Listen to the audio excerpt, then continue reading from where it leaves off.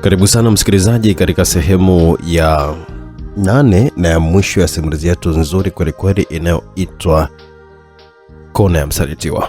Katika sehemu iliyopita, sehemu ya 7, tulikuwa tumeishia pale ambapo baada ya ukweli wote kufahamika, mamake na Mabangi alikuwa ameomba msamaha Mabangi, lakini Mabangi alikaza mikazo na kuamua kuondoka zake, na ndipo mamake akaamua kujitia kisu cha tumbo tayari kwa ajili ya kujiua. Lakini watu walianza kumuomba Mabangi aweze kumsaidia mamake.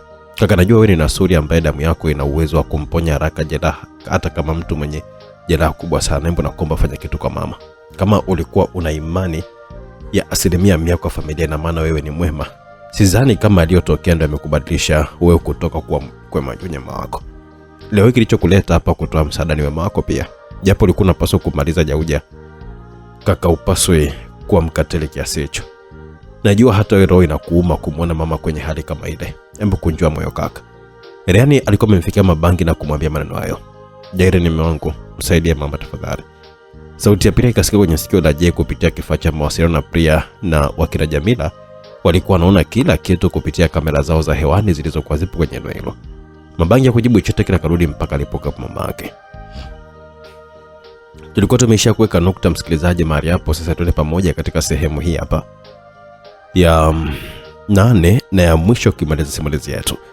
Asante msikilizaji ambao umeipata simulizi kupitia WhatsApp na unasikiliza kupitia YouTube. Saluti sana na heshima nyingi kutoka hapa Simulizi Mix kama director Owen, lakini pia kwa niaba ya timu nzima ya Simulizi Mix iliyofanikisha ukipata simulizi kwa njia ya sauti, bila kumsahau mwandishi wetu bomba maridhawa kabisa S. Hussein Vumbi, ambaye baada ya simulizi hii kuna simulizi yake itakayofuata inaitwa Utakumbuka Ulishachelewa. Unaambiwa ni moto wa kuotea mbali. Lakini kabla ya hiyo tutakuwa na simulizi kutoka mwandishi mwingine tubadilisha ladha kidogo, inayokwenda kwa jina la My Choice, yani chaguo langu. Huyo atakuwa ni Jafet Rufungilo. Ni mgeni kabisa kumsikia kama ilivyokuwa S. Hussein Vumbi, lakini anakuja na kitu gani kipya na kwa nini apewe nafasi wakati tunao simulizi kali ya kuendelea nayo kutoka kwa S. Hussein Vumbi. Hasa majibu tutayapata ndani ya simulizi hiyo ya My Choice, chaguo langu. Simulizi ya mapenzi inagusa hisia vibaya mno. Jinsi inavyoanza tu mpaka inavyoisha ise, machozi hayatabaki katika macho yako isipokuwa yanatoka yenyewe. Ni simulizi moja tamu yenye mafunzo na burudani ya kukata na mundu. Tunaendelea na simulizi yetu msikilizaji. Mzee Nyoni licha ya yote ila alishtuka na kupatwa na hofu ya ajabu kuona mke wake kajichoma kisu tumboni. Mzee Nyoni alikuwa anamshika mke wake kumwegemeza kichwa chake kwenye mapaja yake. Machozi yalikuwa yanamtoka Mzee Nyoni. Na Mabangi ilikuwa ni tiba kwa mtu mwenye asili za nguvu za Nasuri. Mrs. Nyoni ana nguvu za Black Scorpion, na nguvu za Black Scorpion zina uchanganyiko na nguvu za Nasuri kidogo. Hivyo damu ya Mabangi ni tiba kwa mama yake. Mabangi alifika alipokuwa amelala mama yake akiwa akashikwa na baba yake, na kwa kutumia kisu Mabangi alijikata kwenye kiganja chake, kisha akawa amekichomoa kisu kilichokuwa kipo kwenye tumbo la mama yake ambaye alikuwa na hali mbaya sana. Mrs. Nyoni alipiga kelele za maumivu ya kuchomolewa kisu kwenye tumbo lake na damu zilizidi kumwagika. Mabangi alikamua damu kwenye kiganja chake na kuzimwagia kwenye jeraha la mama yake. Damu nyingine alimkamlia mdomoni na mama yake akaimeza damu hiyo. Mwili wa Mrs. Nyoni ulitoka jasho jingi sana, huku akihema kwa nguvu sana. Jeraha lake lilikuwa limeanza kujifunga taratibu, na dakika 10 baada ya Mrs. Nyoni alikuwa ni mzima kabisa. Dunia imeumbwa na makosa mke wangu. Kufanya ubaya haina maana ya kwamba wewe ndio mbaya kweli. Umezaliwa kwenye familia ambayo ilikuwa na nia mbaya, ikijiaminisha kwamba inapambania haki zake. Wewe usingeweza kutoka nje ya misingi ya familia yako kwa sababu ungeonekanika ni msaliti wa familia yako. Kwa kuwa familia yako ilitambua kwamba wewe huna roho ya ubaya kama wao, na ndio maana walikuwa wametumia nguvu za giza ili kuhakikisha kwamba unakuwa kama wao. Mtu mbaya kaka yako, licha ubaya wake kugundulika, bado alizungumza kwa jeuri na kejeli. Naweza kusema umekosea, ila wewe sio mbaya mke wangu. Hii familia ungeiacha na nani kama ungekufa? Mzee Nyoni alikuwa amemwambia mke wake kwa hisia, huku akitoka na machozi. Nilishindwa kujikaza na hatia zangu mume wangu. Ningeitazama vipi familia yangu? Inatosha mimi kupokea mke wangu na kutaka sana na kupenda mno. Mzee Nyoni hakutaka kuongelea zaidi mambo yaliyopita yenye kumbukumbu mbaya za mke wake. Mama, sisi tumekupokea mama yetu. Halinajelati walimwambia mama yao, huku nao wakifika hapo na kumkumbatia mama yao huku akilia, na Azidu naye alienda kumkumbatia mama yake. Kasoro Mabangi ambaye yeye alisimama zake pembeni akiwatizama tu. Jaile ni mwana. Mzee Nyoni alitaka kuzungumza na Mabangi na Mabangi alimkatisha. Mabangi kwanza aliona kifaa cha mawasiliano na kukikanyaga na kukivunja. Alijua Priya lazima hatopendezwa na mamzi yake. Nisikilize kwa makini. Kwenye hiyo familia yetu Nimebakiza ndugu mmoja pekee, naye ni Jailat, kwa sababu yeye ndiye ambaye aliyekuwa na mimi kwa kipindi chote hiki. Alinisaidia kwenye mambo mengi sana. Kiukweli nilikuwa nimepata shida pa kuishi kwa kuwa tu nilikuwa nimejikatia tamaa na nilifanya kazi nyingi za hovyo ili nione mchango kwa wanaonizunguka huko mtaani. Ila kwa support aliyokuwa ananipa Jailat ningeweza kuishi maisha mazuri tangia muda mrefu tu. Hata biashara inayoniendeshea maisha kwa sasa hivi, yeye ana mchango mkubwa sana, kwa maana yeye ndiye aliyenifungulia akaunti yangu ya benki ambayo mzee ulifunga na akaniwekea milioni 700. Huyo ndiye ndugu yangu pekee kwenye familia yenu na ukoo wa Inyoni. Labda na watoto wa Rozi, Rehad na Raina, wao hawana baya na mimi, ila wengine wote mimi siwatambui kama ndugu wala wazazi. Mzee Nyoni na kutambua kama mkuu wa majeshi, Mrs. Nyoni ni mke wa mkuu wa majeshi. Nina familia yangu mpya ndio ninayoitambua. Nadhani nimeeleweka hapo. Mabangi alikuwa ameongea kwa sauti nzito iliyokuwa inatisha kwa wasikilizaji mpaka ndugu zake walikosa cha kuongea. Alionekana kumaanisha hasa alichokuwa anakisema. Mabangi alikuwa ameanza kutembea kuondoka zake. Asante kwa kunusuru maisha ya mama. Halia hakuona nafasi ya kumwomba msamaha Mabangi, ila alikuwa ameweza kumshukuru kwa kunusuru maisha ya mama yao. Mabangi hakujibu kitu, alikuwa anaendelea kutembea zake tu kulifuata gari ili aondoke. Rehani, babako, natoa amri hakikisha kaka yako hatoki hapa mpaka tuzungumze naye kwa maelewano. Mzee Nyoni alikuwa ameongea kwa ujasiri kumpa amri hiyo Rehani. Sawa baba. Rehani hakuwa na uoga wote ule, alikuwa anataka kuiona familia yake ikiwa inaishi kwa amani, watu wote wakielewana. Hivyo alikuwa amepanga kuhakikisha Mabangi hatoki kwa namna yote ile. Kwa kasi ya upepo, Rehani utazana alipotea, alimfikia mbele ya Mabangi na kusimama hatua 5 kutoka alipokuwa Mabangi. Utalibaki kutazama na Mabangi kimtazama ndugu yake huyo kwa jicho la hasira mno. Kaka, utanisamee tu, ila mimi nafuata amri ya baba, ni lazima muyaongee haya yaishi. Rehani alimwambia Mabangi ambaye alikuwa mbele yake akitazamana kama madume ya kondoo. Kama sitaki utafanyaje? Kama hutaki kunielewa kwa maneno, ina maana kwamba umechagua kupigana na mdogo wako. Hapo haitakuwa Rehani na Jailani, ila itakuwa ni Raksi na Mabangi. Unaweza kunizuia kwa nguvu zako wewe? Sitaki kujua ile uchagua kunielewa ama kupigana. Mabangi hakujibu kitu, alinyosha mikono yake kiasi mifupa ilisikia ilivyokuwa inanyongeka. Rehani akiwa sasa ni Raksi alichomoa panga moja kati ya mapanga yake mawili. Laula na Yami wao walikuwa wamesogea mbali walipokuwa kina Morgan ya IGP na Mr. D, na muda wote walikuwa wanatizama tu, walikuwa wanajili tu kama watazama filamu hivi. Hali ya Azidu na Jailat nao pia walikuwa wanatazama tu, huku Laina naye akiwa anatazama kaka zake hao walivyokuwa wameamua kupimana ubavu. Toa mapanga yako yote kama unataka kunizuia kweli, Mabangi alimwambia Raksi akionekana kumaanisha. Sawa. Raksi alichomoa panga jingine na kuwa na mapanga mawili mikononi. Raksi alianza kushambulia ili kumzuia kaka yake huyo. Panga limwendea Mabangi kwenye shingo, Mabangi karudisha shingo yake nyuma, panga likapita sentimita chache kutoka ilipo shingo. Panga hilo likawa limezungushwa na kushushwa usawa bega. Mabangi alikimbia aligeuka faster na kusimama kiubavu, panga likapita mbele ya kifua chake. Ili anakaa sawa tu, panga jingine likapiga ubapa kwenye shingo yake. Hajakaa sawa, mpini wa panga ulikita kwenye kifua chake. Ni kasi ya Raksi ilikuwa ni ya kutisha sana. Pigana bro, ama mambo yasiwe mengi, kubali kuzungumza na wazazi. Raksi aliona kama Mabangi hajataka kabisa bado kupambana. Safari Mabangi alimwendea Raksi kwa kasi sana. Raksi alimpokea Mabangi kwa mapanga yake aliyokuwa anayazungusha kwa ustadi mkubwa sana. Mabangi aliyakwepa mapanga, kisha mkono wake mmoja ukatua kwenye mkono wa Raksi. Raksi alihisi kama vile mkono wake umepigwa shoti za umeme. Alijikuta akiwa ameachia panga lake moja alilokuwa ameshika. Muda huo mguu wa Mabangi wenye buti zito ulikuwa uko na mjia kichwani. Raksi akajirusha nyuma kwa sarakasi, mguu ukamkosa. Raksi akasimama sawa sawa, alimwona Mabangi akiwa kashika panga moja ambalo lilikuwa limemtoka. Hakujiuliza sana, alikuwa amemwendea kwa kasi Mabangi na alimfuata Raksi kwa kasi, walikutana katikati. Kipindi Raksi akiwa anapiga panga kwa kasi na panga lilikuwa limeishia kwenye panga alilokuwa ameshika Mabangi, alishtukia kuchotwa mtama mkali sana. Raksi alituliza panga lake chini na panga lake likawa limekita chini na kumfanya adunde na kurudi kusimama. Ila anasimama tu alikutana na teke ambalo ilimbidi Raksi alipangue kwa mpini wa panga. Ila anamaliza tu kulipangua teke hilo, alishangaa panga liko shingoni mwake. Hiyo ilimaanisha Mabangi kashinda, ila Mabangi aliona kwa sababu hata Raksi alikuwa ameanza kwa kumweza, maana alimpiga bapa la shingo, angeweza kumkata kama angeamua. Aliona ni sawa na ngoma draw, kwa hiyo waendelee kutafuta mbabe. Mabangi alirudi hatua kadhaa nyuma na kumpa nafasi Raksi ya kujipata mwenyewe ya kupanga mashambulizi. Raksi alimjia tena Mabangi kwa kasi, akipiga mapanga kwa kasi na mtindo adimu sana na migumu mno, ila Mabangi alikwepa panga hizo na kuzipangua kwa ustadi wa hali ya juu sana. Dakika 2 nzima Raksi alikuwa anamshambulia na Mabangi alikuwa anazuia tu mashambulizi yao kwa ustadi mkubwa sana. Pambano hilo lilikuwa linavutia kulitazama kwa macho, japo wazazi na ndugu walikuwa na hofu ya watu wao kuuana kwa bahati mbaya. Mabangi alikuwa ameanza kushambulia yeye sasa. Panga alikuwa ameshika Mabangi, ilikuwa akipiga mara moja lilikuwa linakuwa kama panga 6. Pigo moja Raksi alikuwa na kazi ya kulizuia mara 6. No 6 sword flying. Raksi alikuwa ameshangaa kimoyomoyo kuona mapigo hayo ambayo yeye anayajua na anaweza kuyatumia, ila alishtukizwa sana na Mabangi. Na hata hivyo hakuzani kama Mabangi ana uwezo mkubwa wa kutumia panga kiasi hicho. Alidhani Mabangi ni mzuri wa kupambana zaidi na mikono. Kasi ilikuwa ni kubwa sana, kasi ambayo Raksi alijitahidi kuendana nayo, ila alijikuta akiwa anashtuka Mabangi hayuko mbele yake, huko panga likiwa limegusa nyuma shingo yake, yani Mabangi alikuwa amemzunguka na kumwekea panga shingoni.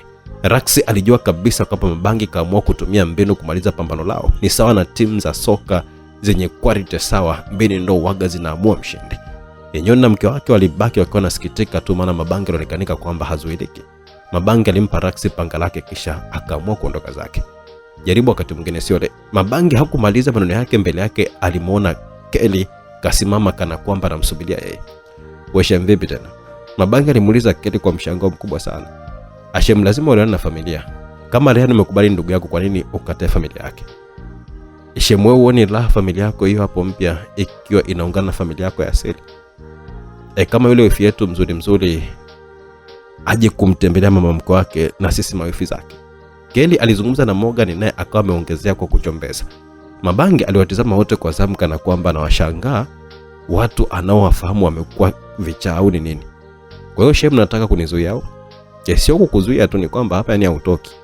"Sure?" "Yes." Mabangi hakutaka mambo mengi, alimwendea Kelly na kutaka kumzibua kofi, ila alipiga hewa kofi. Kelly alikwepa kama vile hajakwepo, ukimtazama yuko vile vile, ila kashakwepa tayari.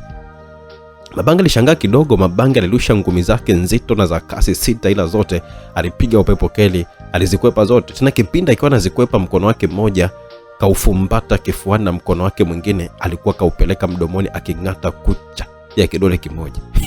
Mabangi alitazama mikono yake, alihisi kama vile huenda kuna kitu hakipo sawa.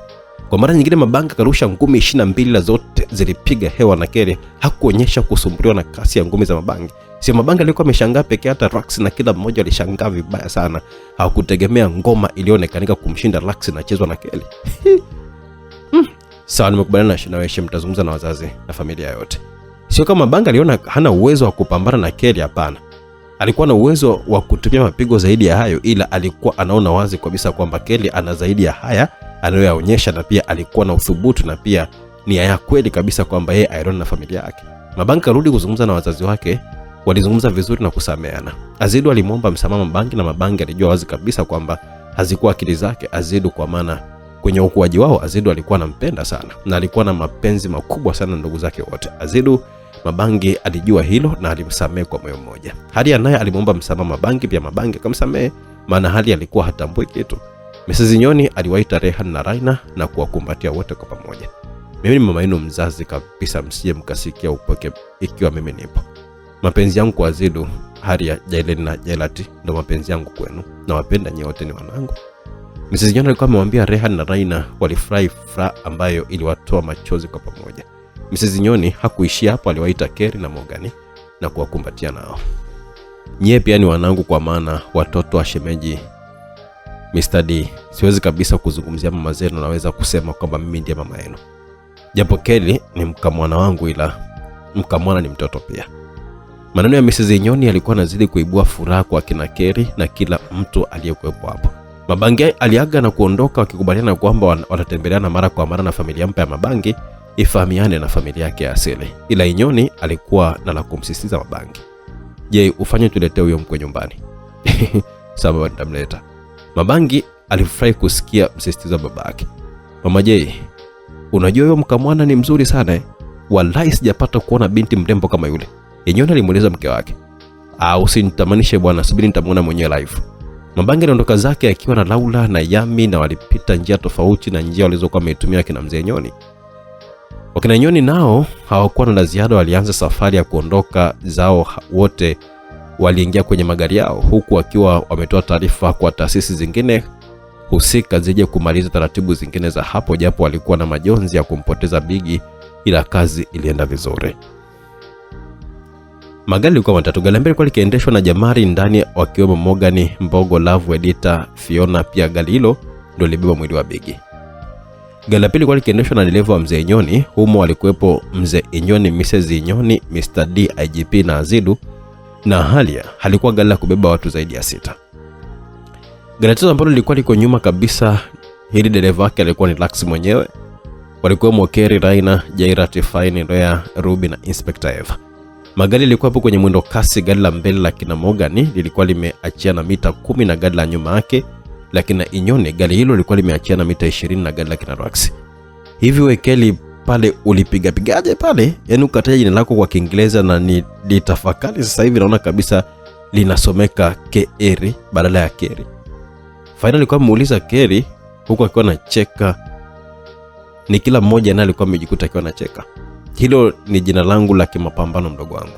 Huwezi kuelewa wewe. Hapo umetupiga wifi. Raina alidakia huko akiwa anacheka. Mara ghafla ulisikika mlipuko mkubwa ukifuatiwa na gari la mbele kabisa kuluka juu.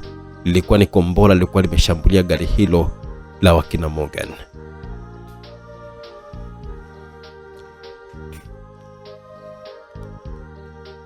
Ulikuwa ni mshtuko kwa kila mtu. Walivamiwa sehemu mbaya, maana bado walikuwa wako nje ya mji tena maporini.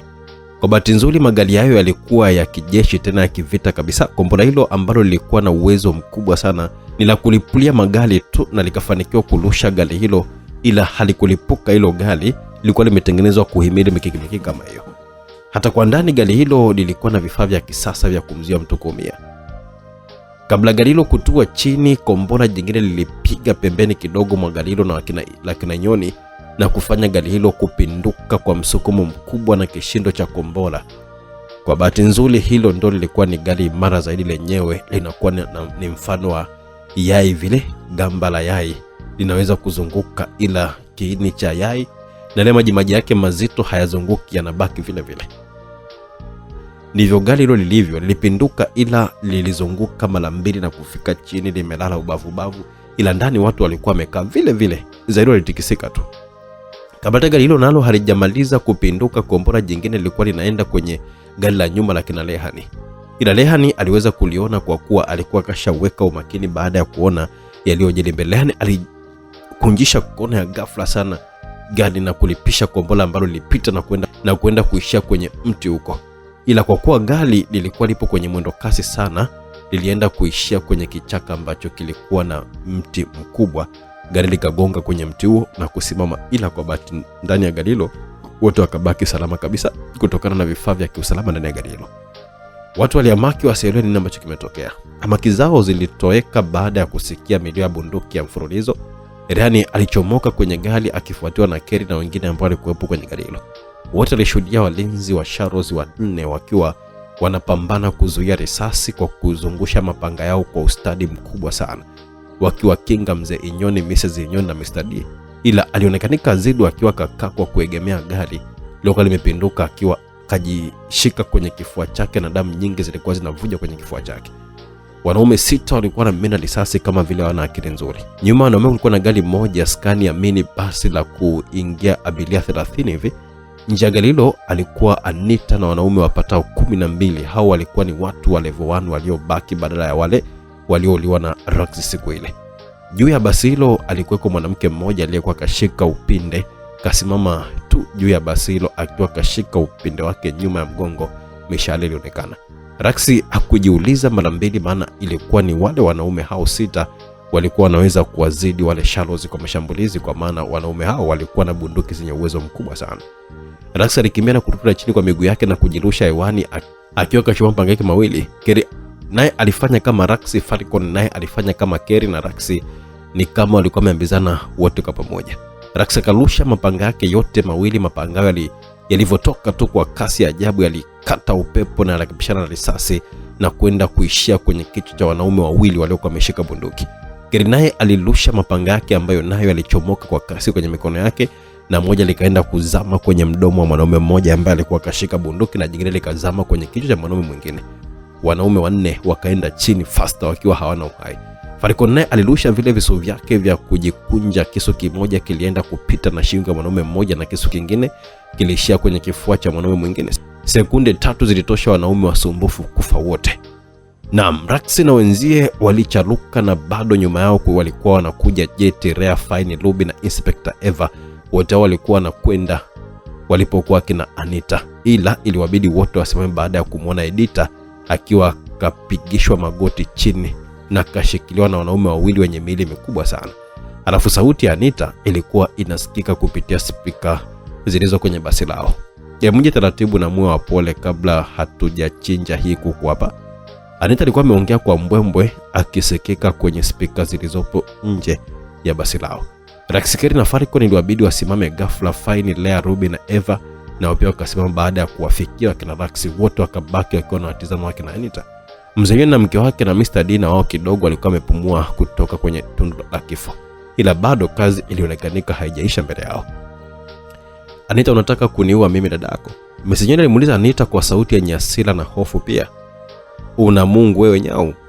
Yaani kwa maana nilipanga uwe ni wa kwanza kufa, ila shukuru hao walinzi sijui ni mizimu ya mume wako hiyo na shemeji yako wamekusaidia.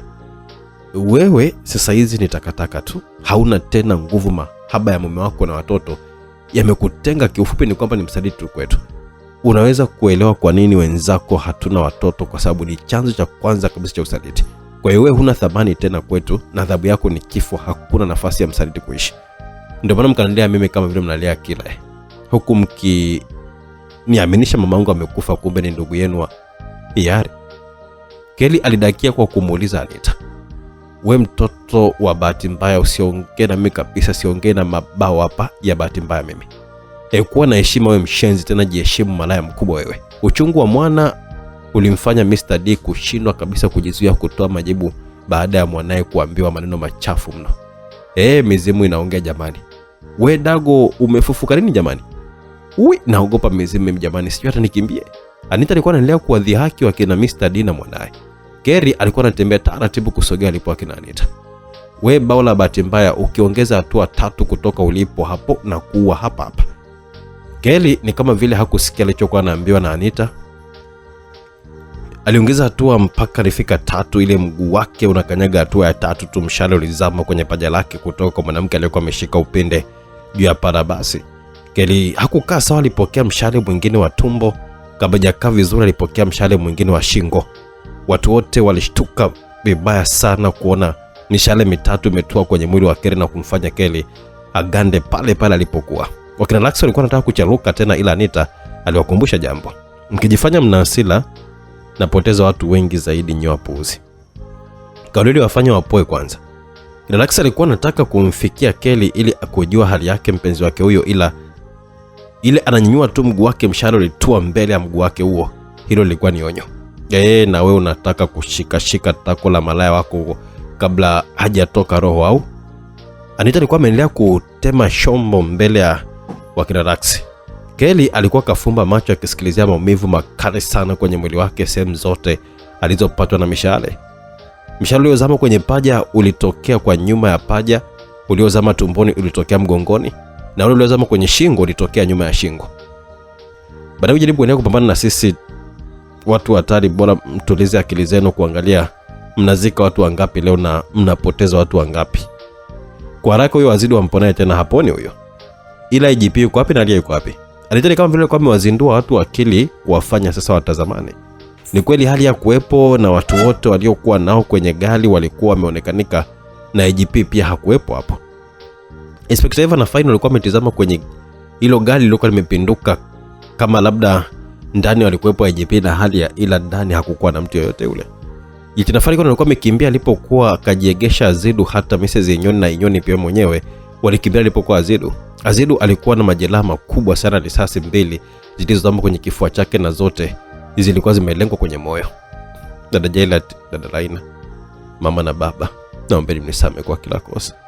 Raxi naye alikuwa na dawa zake zile za kufanya mtu apone haraka. Alimfikia Azidu na kumwagia ile dawa kwenye majeraha ya Azidu na kumnyosha pia. Huyo mwangaikeni sana tu, hapo ni hizo risasi sio za mtu kupona, pumbavu zenu. Alitaka endelea kutoa maneno yake ya shombo, ile alikuwa na ya kweli kabisa. Msamaha wa Zidwa alikuwa ni maneno yake ya mwisho kabisa. Zidwa alikata roho na kuwa kimya. Mwili ulikuwa umeshatengana na roho na kupata jina jipya la marehemu. No, Janet alisikia akiwa anapiga kelele kwa kulia kwa uchungu sana. Kakake alikuwa amekufa mbele ya macho yake akiwa kashikwa na babake Mzee Nyoni. Mzee Nyoni na mkewe pia walilia kwa uchungu, hata Raina naye, japo hakupata nafasi ya kuishi na ndugu yake huyo, ila aliumia sana. Keri japo alikuwa kwenye hali mbaya sana, alikuwa bado kasimama pale pale na macho yake alikuwa kayafumba. Alikuwa anaumia sana kusikia watu wanakufa na hali ya na IGP hawajulikaniki walipo. Hakuwa na msaada kwa maana yeye mwenyewe alikuwa na hali mbaya sana. Finally walifika kwenye gari ambalo walikuwa kina Morgan, maana walikuwa hapo kwenye gari na hakuna hata mmoja alionekanika wako nje ya magari.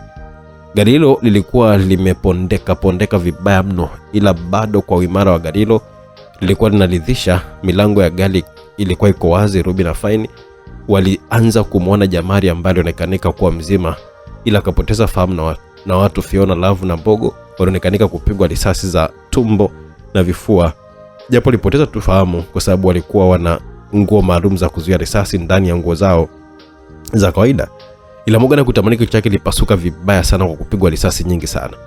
Morgan shujaa huyu wa kike, mwanajeshi wa jeshi la Myunashi, mtoto wa kulelewa na Mr. D na ndugu yake Kelly, alikufa kwa mtindo huo.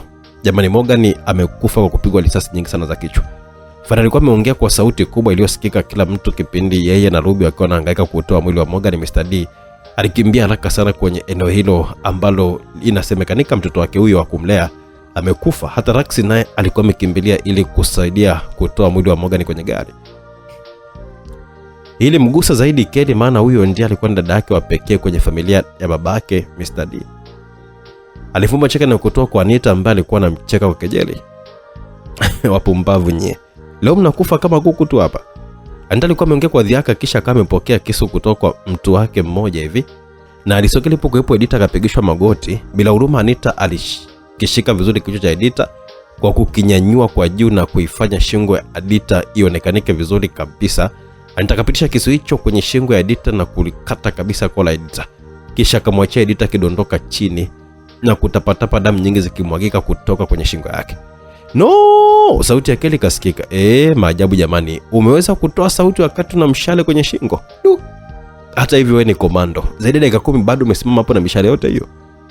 Ungelikuwa sio bao la bahati mbaya, ungetufaa sana, tungekurudisha kundini. Anita alikuwa anaendelea kutamba hapo mbele ya kina Kelly na Rax. Kila mmoja alikuwa anazidi kupatwa na hasira na uchungu kuona watu walikuwa wanazidi kufa mbele yao. Kwa mara nyingine wakina Rax walikuwa wanataka kucharuka tena. Tulieni, sisi ndo ambao tunajua alipo hali na IGP. Mtajikuta mnazidi kuzeka tu watu nyapo mbavu. Kauli ya Anita iliwatuliza kweli wakina Rax. Ila ilikuwa tofauti kidogo kwa Kelly. Yeye mkono wake mmoja ulienda kwenye mshale uliokuwa upo kwenye paja na mkono wake mwingine ukaenda kwenye mshale uliokuwa upo kwenye tumbo lake. Alivuta mishale hiyo yote kwa pamoja kwa nguvu sana na mishale hiyo ilichomoka akitoa sauti ya maumivu. Ila cha ajabu, damu zilikuwa zinatokea pale alipokuwa anavuta tu ile mishale, ila baada ya mishale kutoka damu basi hazikuonekanika kutoka tena. Kelly alishika mshale uliokuwa hapo kwenye shingo yake na kuvuta kwa mikono yake yote miwili kwa nguvu sana. Mshale huo ulitoka huku yake piga keleza maumivu, ila baada tu ya mshale huo kutoka, ile jeraha kwenye shingo yake likajifunga na kupona hapo ndani ya sekunde 10 tu. Watu wote walibaki kwenye mshangao mkubwa kuona tukio kama hilo. Hata Rax alikuwa anajua kama Kelly waga anapona haraka, ila hakuwahi kumshuhudia. Ila Anita na wenzake ambao wao ndo walikuwa huko mbele ya Kelly walishangaa zaidi. Mbona sikuwahi kutambua kama una uwezo wa aina hiyo we bao la bahati mbaya? Kelly hakumjibu Anita zaidi ya kuanza kupiga hatua kwenda walipo akina Anita. Ila mshale ulikuwa unamjia usawa wa kichwa, ila awamu hii mpiga mishale hakuwa na bahati, maana mshale ulidakwa fast sana na kurushwa ukarudishwa ulipotoka na ulienda kuzama kwenye kichwa cha mpigaji na kutokea nyuma. Mpigaji huyo alienda chini akiwa kasha kufa tayari. Mlango wa basi ulifunguliwa hapo, akaonekanika Haria na IGP akiwa kwa mbele ya mitutu mizito chini ya ulinzi mkali sana. Hapo hakukuwa na namna, Kelly ilimbidi awe mpore tu. Tulia bao la bahati mbaya, utamua wifi yako na mko wako, yani rafiki wa mko wako hapa, ukileta ujuaji wako hapa. Japo Anita alikuwa ameongea kwa kejeli, ila kiukweli ndani ya moyo wake alikuwa amepatwa na hofu kubwa sana dhidi ya Kelly. Anita japo hakupanga kuendelea kukaa sana hapo, ila kama Kelly alimhamasisha kuondoka hivi, Anita aliingia kwenye basi na watu wake, kisha basi hilo likaondoka. Kelly na wenzake walitazama tu, hawakuwa na cha kufanya muda huo. Japo bunduki walikuwa nazo, ila wasingeweza kushambulia ndani, kulikuwa kuna watu wao, IGP na Haria. Mpango wa Anita ulikuwa kuwateka Mzee Nyoni, Mr. D, IGP na Haria, pia kumuua Mrs. Inyoni, ila walifeli kwa Inyoni kwa sababu ya wale walinzi wake Sharozi. Hata kwa Mrs. Inyoni pia walifeli kwa ajili ya hawa walinzi pia, ila pia Mr. D nao walinzi wake Sharozi kama Inyoni. Waliokuwa wamekaa kihasalasara ni IGP na Haria. Hao walibebwa huku Azido akipigwa risasi 2 kwenye moyo zilizopelekea kifo chake. Anita alifanikiwa kuondoka na Haria na IGP kama mateka. Wakina Lux walisindikiza tu gari hilo kwa macho, hakuwa hata na uwezo wa kuweza kulifuata. Magari yao yalikuwa ni mabovu. Umeona bana? Sema sawa. Kayla aliumia sana kwa maana hakuwa tena na nguvu baada ya kutibiwa na damu ya mwanae Jaylen. Nguvu zote alizokuwa nazo za ndani zilipotea nguvu za Black Scorpion. Aliamini angelikuwa na nguvu zake angeweza kufanya jambo. Death Riders walionyesha ubabe mbele ya wababe Raxi, Falcon, Jet na Kelly, mkuu wa majeshi, mkurugenzi wa MISS. Kwa ubabe zaidi walimteka mkuu wa jeshi la polisi. Hii ni sawa na tembo walikuwa wameamua kuonyesha utawala wao mbele ya kundi la simba. Huzuni ilitawala kwa vilio. Morgan alipoteza maisha akiwa ametoka kupambania ushindi wa kumaliza Jauja na kumaliza mgogoro wa Mabangi na familia yake. Kwenye harakati hizo pia walimpoteza Big, mwanajeshi wa kikosi cha Eagle. Bado walimpoteza Azidu, mtoto wa Inyoni, na ndugu yao wakina Laxi, Falcon, Jet, Haria na Mabangi. Ila bado DR walikuwa wamewateka Haria na IGP. Edita lichinjwa mbele ya macho yao, yani ilikuwa ni pigo juu ya pigo. Kwa Mrs. Inyoni, mumewe na wanae, ilizidi kuwa ni huzuni. Huku Kelly yeye akimpoteza dada yake na rafiki yake Edita aliyechinjwa mbele yake. Magari ya polisi na magari ya wagonjwa yalikuwa yamefika na kuanza utaratibu wa kuwapeleka watu waliokuwa wameumia kwenye matibabu na kuzipeleka maiti sehemu husika. Majira ya saa 10 alfajiri Mabangi alikuwa anatoka kwa Priya baada ya kupiga show kali sana saa 1 nzima. Mabangi baada ya kurudi tu kwake, alivyoingia tu chumbani kwake na Priya, basi Priya alimlukia na kuanza kumpiga mabusu ya mfululizo. Dakika kadhaa baadaye alikuwa atupu kitandani na mikunjo ya hatari kiendelea kwa muda wa dakika takriban 58 mpaka mtanange huko unamalizika. Chumba hicho cha Mabangi na Priya kilikuwa na TV ambayo ilikuwa iko oni muda wote, ambao wapenzi wao walikuwa wanaburudika. Mabangi na Priya walikuwa wametoka zao kuoga baada ya show ile. Ile wanakaa tu kitandani, macho na masikio ya Mabangi yalinasa sauti kitokea iliyoteka umakini wake kutoka kwenye TV. Kulikuwa na habari za kutangaza kifo cha Morgan, mwanajeshi wa jeshi la Muyashi, na kifo cha mtoto mkuu wa majeshi. Mabangi alitoa simu yake na moja kwa moja alipiga kwenye namba baba yake Mzee Nyoni. Mzee Nyoni alimueleza kila kitu Mabangi, na Mabangi naye hakuwa na muda wa kupoteza. Alijiandaa kwenda kuona mambo yanaendaje. Huzuni ilikuwa ni kubwa kwa Mabangi kumpoteza kaka yake Azidu, kumpoteza Morgan ambaye alikuwa ni mtu wa karibu yake sana, mtu ambaye alijuana naye kwa kodi silaha na magari yake, mpaka mwisho alipogundua kwamba Morgan alikuwa anafanya kazi hiyo. Ilikuwa ni kama mpango wa kuwapata wahalifu akiwa kama mwanajeshi wa kikosi maalum cha kupambana na uhalifu. Ilikuwa ni huzuni kubwa sana, hakukuwa na namna ya kuweza kurudisha muda nyuma. Hayo yalishatokea. Jamari, Fiona, Love na Mbogo wao walishakuwa sawa, kwa maana walipoteza fahamu tu na kwa ule mshtuko wa kushambuliwa ghafla na zile prokushani za gari kuruka juu na kujibamiza chini. Ila zile risasi hazikuwa zuru. Walikuwa wamevaa nguo maalum za kukinga risasi ndani ya nguo zao. Siku iliyofuata Azido alizikwa kwa heshima kama mtoto wa mkuu wa majeshi. Siku iliyofuata baada ya hiyo akazikwa Edita, na siku 2 baadaye alizikwa Morgan na Bigi kwa heshima za kijeshi. Taifa lilizizima kwa huzuni. Morgan na kikosi chake cha Eagle, mchango wao ulikuwa unajulikanika kwa taifa zima. Hata leo Kadodo alikuwa ameshuhudia sana mapambano ya kikosi cha Eagle kwenye kupambana na wahalifu. Hayo yalipita na mambo mengine yakaendelea licha ya jeraha hilo kubwa kuacha kovu kubwa sana kama kumbukumbu mbaya za kusikitisha kila zinapokuwa zinakumbukwa. Siku moja tu baada ya mazishi yote, majira ya saa 8 mchana kwenye chumba cha mipango walikuwepo Inyoni, Mr. D, Mabangi, Raxi, Kerry, Falcon, Inspector Eva, Fiona, Faini, Lea, Mbogo, Lavu, Ruby, Jamari, Laura na Yami. Ila hata Mrs. Inyoni naye pia alikuwemo ili kuchangia na lile. Ila hata Rais Daso Mlena naye alikuwepo kwenye kikao hicho cha mipango. Kwanza kabisa lazima tujue wana lengo gani kuwateka IGP na Haria, kisha ndo tujue tunaanzia wapi. Rais aliweka hoja ya kwanza mezani. Tuliona kwamba lengo lao lilikuwa ni kumpata hata mkuu wa majeshi na Mr. D, ila walinzi wao ndo walikuwa wamefanya wote hao wasipatikane. Kimsingi walikuwa wanataka kuwapata watu wote muhimu: mkuu wa majeshi, mkurugenzi wa usalama wa taifa na mkuu wa jeshi la polisi. Hiyo ina maana kwamba walitaka kufanya taasisi zilizobaki zichanganyikiwe na kuanza kufanya maamuzi ya hovyo hovyo, maana mihimili wanayo wao. Ila pili, hapo walikuwa wamejua kwamba itakuwa ni njia rahisi ya kuwapata watu ambao wao wanaofia kama Rax, Kelly na Jaylen. Kwa maana Rax na Jaylen lazima wangeenda kumwokoa baba yao, na Kelly angeenda kumwokoa babake na mkwe wake pia. Wangewamaliza baada ya kwenda huko, kwenda kuwaokoa watu wao. Mrs. Nyoni alikuwa ametoa maelezo hayo. Subiri kwanza, kwa nini DR wana hofu na Jaylen? Mr. D alimuuliza Mrs. Nyoni. Yes, tangia muda anamhofia mno. Na ndio sababu ya maisha ya taabu aliyoyapitia Jaylen ni ili asiwe karibu na babake. Kama angekuwa karibu na babake na babake angefahamu uwezo wa mtoto wake, basi mambo yasingefika hapa. Wao tangia muda wanajua kabisa kama Jaylen ni hatari sana. Sawa. Kwa hiyo watakuwa na hatua gani kwa sasa? Kama wanataka kutumia watu wetu kama njia ya sisi kuweza kufanya wanachotaka wao. Rais alikuwa muuliza Mrs. Nyoni, ambaye yeye alikuwa anajua mipango mingi ya DR kwa kuwa walikuwa ni watu wake. Hapa hawezi kuwatumia wale ili kupata wanachotaka, kwa sababu wanajua makubaliano ya viongozi wa juu ambao kwa nchi yetu ni mihimili ya taifa: rais, mkuu wa majeshi na mkurugenzi wa usalama wa taifa. Makubaliano ambayo anasema hata kiongozi aone mamake mzazi ama mwanae wa kumzaa anachinjwa mbele yake, hakuna kutii wala kufuata matakwa ya wadhalimu, kwa sababu taifa ndio lina uzito kuliko mtu mwingine yote ule. Hakuna mtu mwenye uzito kuliko taifa, na hakuna mtu mkubwa kuliko taifa.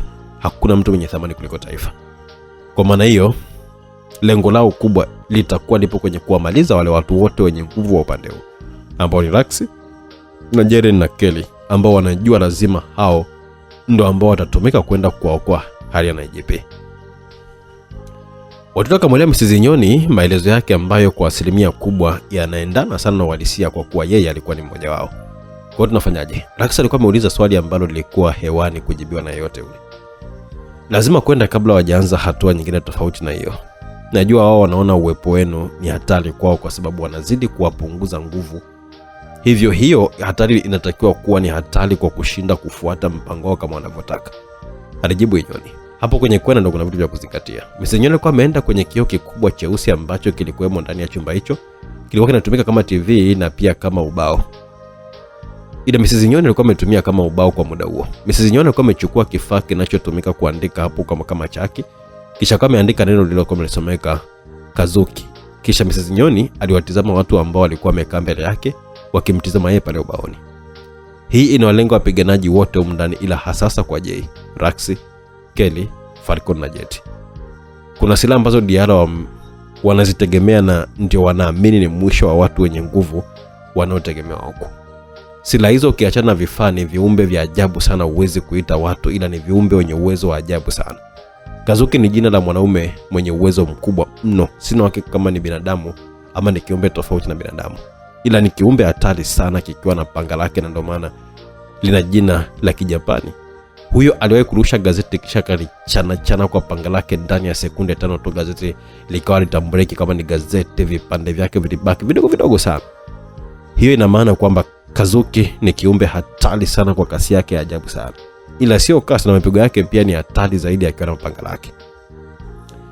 Msinya kama ameandika jingine la pili ambalo lilikuwa linasomeka Pretty's Spears na kulitolea maelezo.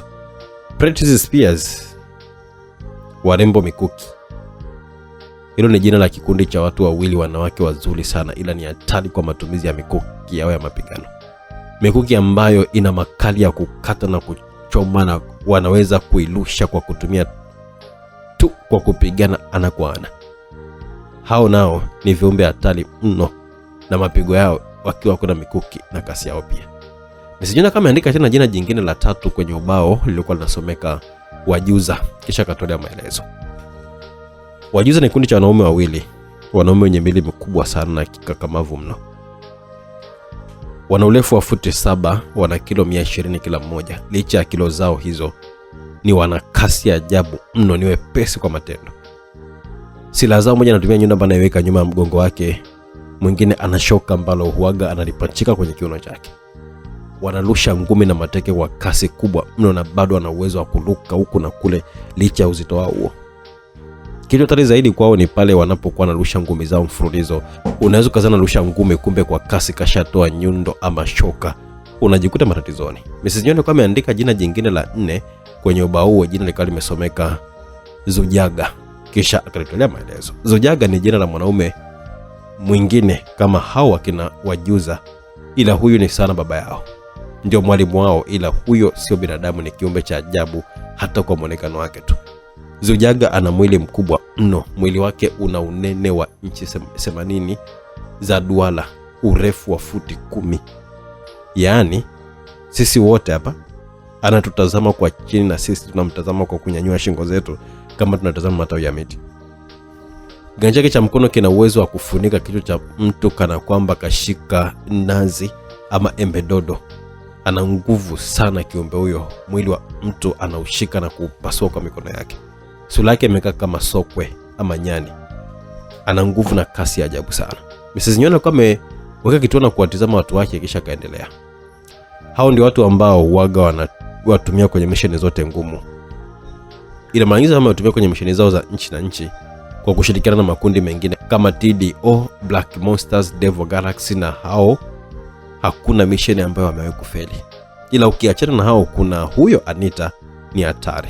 Ila Nikita na Nitita, hao ni hatari zaidi, wana uwezo mkubwa sana. Mrs. Nyoni alikuwa ameweka kituo baada ya kutoa maelezo hayo yaliyonyooka. Hao watatu, Nikita, Nitita na Anita, mniachie mimi nitadili nao. Kera alikuwa ameongea kwa kujiamini, akionekana kumaanisha. Wenzake tulikuwa wameshangaa sana, maana wote walikuwa wanatambua kuwa Nikita na Nitita wana uwezo mkubwa sana bila hata kusimuliwa. Weke sitaki maoni, ushauri wala nasaha. Hao watu nitamalizana nao mwenyewe. Hapo kuna mamangu mzazi, kuna mama zangu wadogo, kwa hiyo mimi nitamalizana nao mwenyewe. Kelly alimkatisha Laxel aliyekuwa anataka kuongea. Hakutaka ushauri wowote ule. Hakukuwa na kumpinga. Ilikuwa ni zamu ya Fine kwenda kwenye ubao. Maraikio hicho hakikuwa kama ubao, ilikuwa ni kama TV ambapo alikuwa anaonyesha ramani nzima ya makao makuu ya Diara. Hii ndio ramani ya jengo zima. Lango kula kuingilia kwenye uzio ukizunguka majengo yote ya makao makuu lipo hapa kusini, ambapo ndipo njia inapoingilia kutoka barabara kuna ndio mbele. Hapa ulinzi wake sio mkubwa sana kwa sababu utangia unatoka barabara kuu unaonekanika kupitia kamera ambazo zimetegwa kwenye miti na nguzo za taa. Pande zote zilizobaki zina ulinzi wa kutosha, hasa baada ya kutoroka kwa Kelly. Ulinzi umeongezeka maradufu. Hata sisi tulitoroka kwa gia ya kuja kumsaka Kelly, ila hakukuwa na njia nyingine ya kuweza kutoka. Ulinzi umekuwa ni imara kuliko awali. Kaskazini kuna ulinzi, mashariki kuna ulinzi, magharibi kuna ulinzi, na pale mbele ambapo ndo kusini kuna ulinzi. Pembeni, nyuma, katikati, kote kuna ulinzi. Kwenye afadhali ni mbele ambako unaonekania kupitia kamera mwanzo mpaka unafika getini. Ina maana nako pia sio salama. Katikati ya hizi pande zote pia kuna ulinzi, na maana kwamba hakuna sehemu utapita na usionekane. Walinzi sasa ni vikosi vya watu wenye bunduki nzito za kivita. Bado kuna hawa wenye nguvu za ngedele wanaitwa Black Monkeys. Nao wapo zaidi ya 50 kwenye hizo pande zote, wakati hao vikosi vya watu wenye bunduki ni zaidi ya watu 100. Hii ni nje tu. Kama tutafika ndani humu kuna vikosi vya watu wenye bunduki zaidi ya 30 na wapambanaji wa mapanga zaidi ya 60. Hawa ni level 2 na level 1. Wakati kabla hujafikia kina Nikita lazima tutakutana na Skywalkers wa level za juu kabisa. Baada ya hapo ndo ukutane na wakina Nikita ama hao watu aliokuwa amewasemea Mrs. Nyoni. Ila cha zaidi ni kwamba pande zote zina mageti ya kuingilia, japo sio makubwa kama geti la mbele.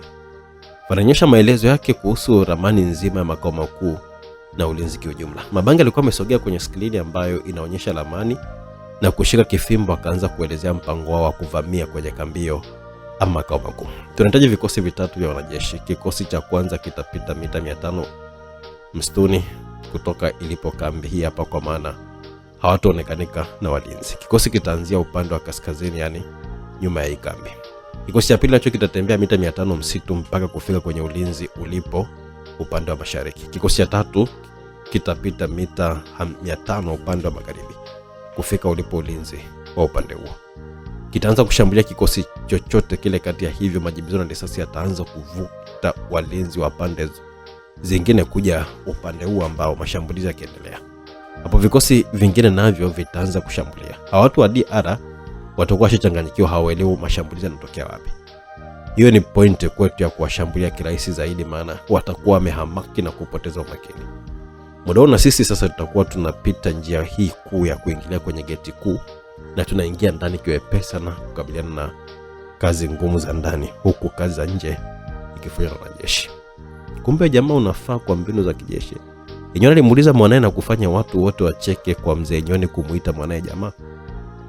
Hapo nina cha kuongezea hapo. Alisema Rax na kutoa maelezo yake na yeye huku akiwa amekaa kwenye kiti chake.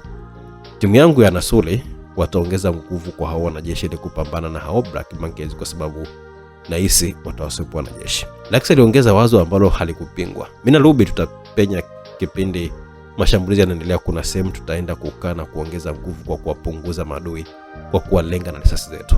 Fiona naye alikuwa ameongezea wazo lake kwamba yeye na Ruby watatumia uwezo wao udungwaji kuongeza nguvu zaidi. Kama tutafanikiwa kupita kwenye gate, kazi ya hapa ndani tutawaachia Falcon, Jeje na Laura na Yami, Finally Inspector Eva, Love, Jamari, Mbogo, nyewe mtabaki kupambana na watu watakao kuwa hapa ndani, huku mimi Rax na Jay tutaenda ndani kupambana na hivyo vigingi vilivyobaki, ambapo najua kabisa pambano la sisi na hao lazima litakuwa lipo kwenye uwanja wa damu wanaita Blood Arena wenyewe. Inaona mapambano lilopo ndani ya kambi hiyo. Angalizo nyewe ambao uwezo wenu sio wa juu kama Falcon na Jet, msiwe na mbwembwe sana. Ukiona mambo magumu tumia bunduki, mbwembwe za mapigano waachieni Jet na Falcon. Kelly Dai alikuwa ameongeza kwa maelezo na angalizo. Sina mashaka na uwezo wa Laura, Yami, Finally, Jamari, Love, Mbogo na Eva, ila wazingatie sana aliyosema Kelly. Mbwembwe nyingi za mapigano ziacheni kwa Falcon na Jet. Ni vyema kutumia zaidi bunduki. Mkumbuke kama tutafanikiwa ni kwamba mtakwenda kupambana na level 2 na level 1. Mabange resistance. Mipango ya kuvamia kambi kuu ya DR ilikamilika. Mkuu wa majeshi tayari alikuwa ameshatoa vikosi vitatu vya wanajeshi na Laxina alikuwa ameongeza kikosi chake cha Nasuri kwa ajili ya kupambana na Black Monkeys. Majira saa 6 usiku tayari vikosi vilikuwa vimefika msituni karibu kabisa na walipokuwa walinzi wa kambi ya DR wakiwa na watu wa Nasuri kadhaa. Walikuwa wanasubiri amri tu ya kulianzisha. Wakati huo akina Mabange nao walikuwa kwa mita 300 kwenye magari yao kufikia njia kuu ya kwenda kwenye lango kuu la kambi hiyo ama makao makuu ya DR. Je, itakuwaje jaji? Ngoja tuangalie msikilizaji.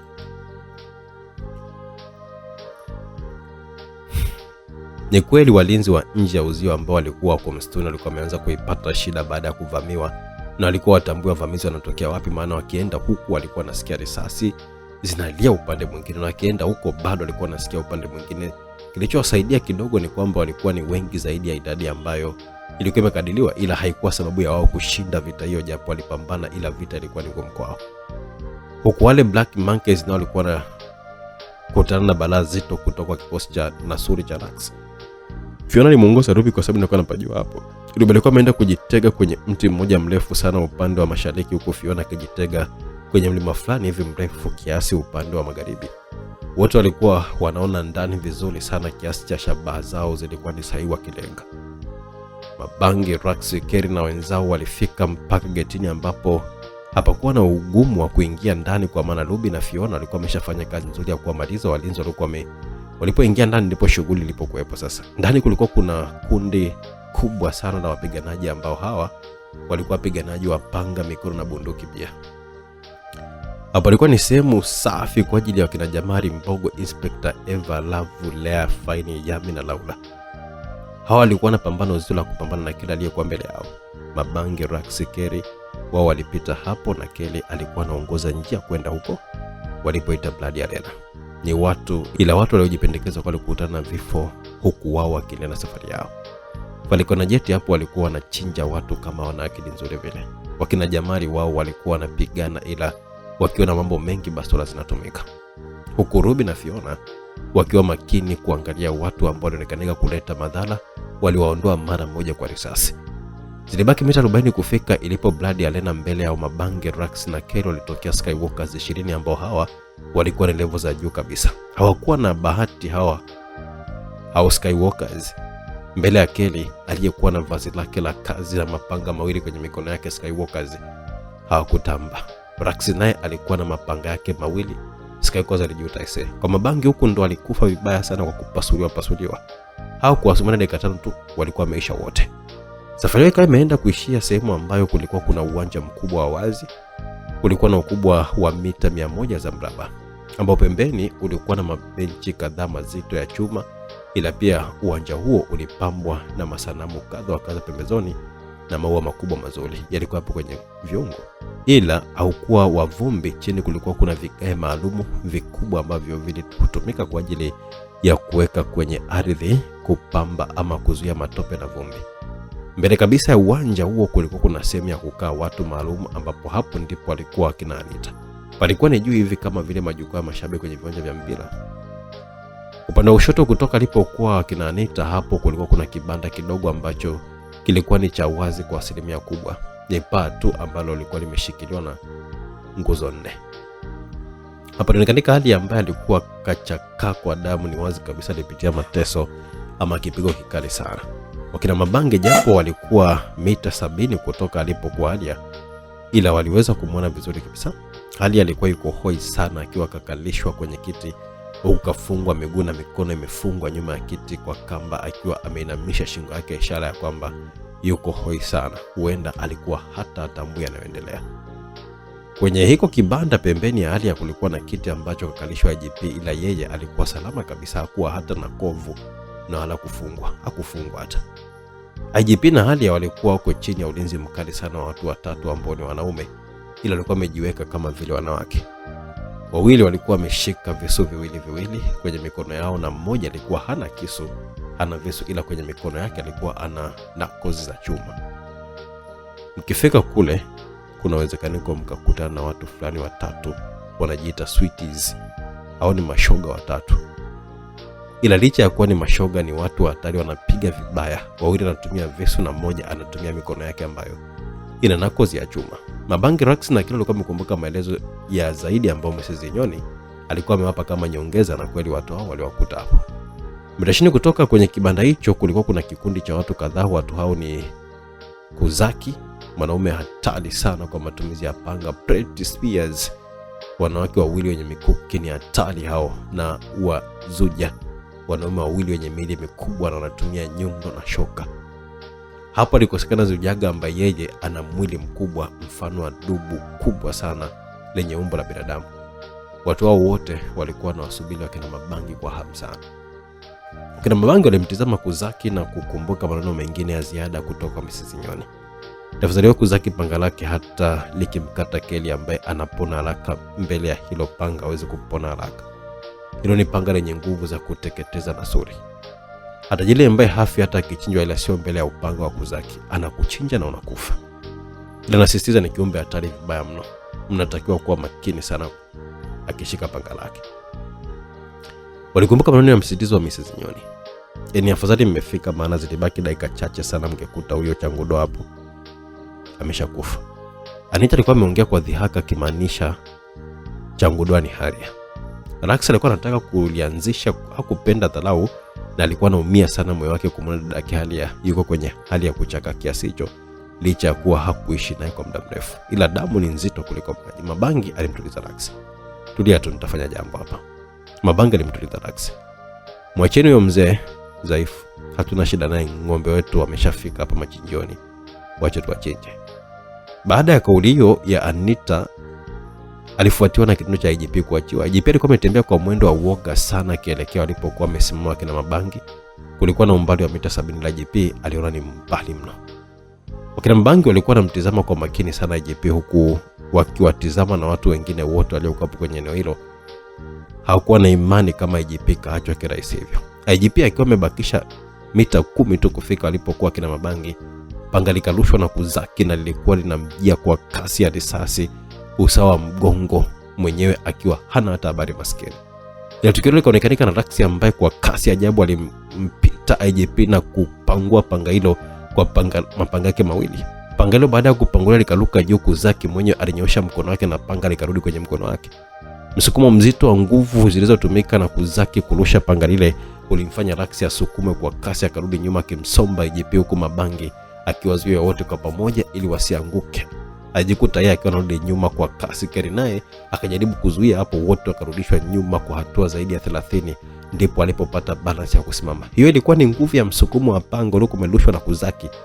Hapo akina Mabanga walikuwa wameloka na Mrs. Nyoni alikuwa amewasisitiza wawe makini sana na kiumbe hicho. Kishindo kilichosikika baada ya panga la kuzake kukutana na panga la Raksi kilimfanya Halia naye anyanyue shingo yake kivivu sana kutazama alipokuwa akina Mabangi. Na muda huo alikuwa anapata fahamu. Halia alitazama akina Mabangi kwa sekunde kadhaa kisha aliacha tabasamu la kivivu mno. Wepesi mno. Ila sio mbaya, ni vizuri kama mmejileta wenyewe kwenye uwanja wa vita ikiwa mnajijua kwamba ni wanajeshi dhaifu. Anita alikuwa ameendelea kutema shombo zake ambazo ziliongeza hasira kwa Raksi na Kelly, ila Mabangi ni kama hakujali hivi. Mabangi alikuwa anatafuta nafasi ya kutazamana na Halia kwa macho. Jambo lake lilikuwa limetimia mara Halia alipokuwa amemtazama Mabangi kwenye macho yake. Hapo macho ya Mabangi yalibadilika na vini vyake vikawa vya rangi nyekundu na macho ya Halia yakafanya kama macho ya Mabangi, kisha macho yao yakarudi kwenye hali ya kawaida. Kitendo hicho kilitokea ndani ya sekunde moja pekee. Wengi hawakuona, ila Kuzaki, Nikita na Nitita wao walikuwa wameona, ila hawakuzani kama kitendo hicho kina madhara kwao. Halia kwa sekunde kadhaa akiwa ameganda kama vile sanamu. Sasa nyewe mnatakiwa kupambana, hata sijui mtamweza nani na mlivyo walaini hivyo. Karibu kwenye Blood Arena hapo. Wamechinjwa na suli wengi mno na suli walioshindikana. Anita alikuwa ameendelea kupaza sauti yake kuwachimba mikwala wakina Mabangi ambao hawakuwa wanajibu kitu. Eva, mje mmchukue JP na muhakikishe kwamba mnamkabidhisha kwa wanajeshi wamuondoe hapa mara moja. Mabangi alimwambia Inspector Eva kupitia kifaa cha mawasiliano. Dakika 2 zilitosha Eva na Jamari kufika hapo na kuondoka na JP. Raksi na Mabangi walikuwa wameanza kuzipiga hatua zao kuelekea mbele, huku Kelly yeye mwelekeo wake ulikuwa ni kwenda walipokuwa kina Anita. Wale Prentice Spears walikuwa wanataka kumzuia, ila Anita aliwaambia wamwache tu. Halia pale alipokuwa kaganda kama sanamu, ghafla alipiga kelele huko akiwa anakata zile kamba ambazo alikuwa amefungwa kwenye mikono yake na miguu yake, huku mishipa ikiwa imejitokeza kwenye shingo na mikono. Au Sweeties walishtuka, ila hawakuhofia sana. Hii jamani kakasirika. Shoga mmoja aliongea kama vile kulegeza sauti mithili ya mdada akijiandaa kumkabili Halia ambaye alikuwa amesimama kwa sasa anawatizama hao mashoga kwa zamu.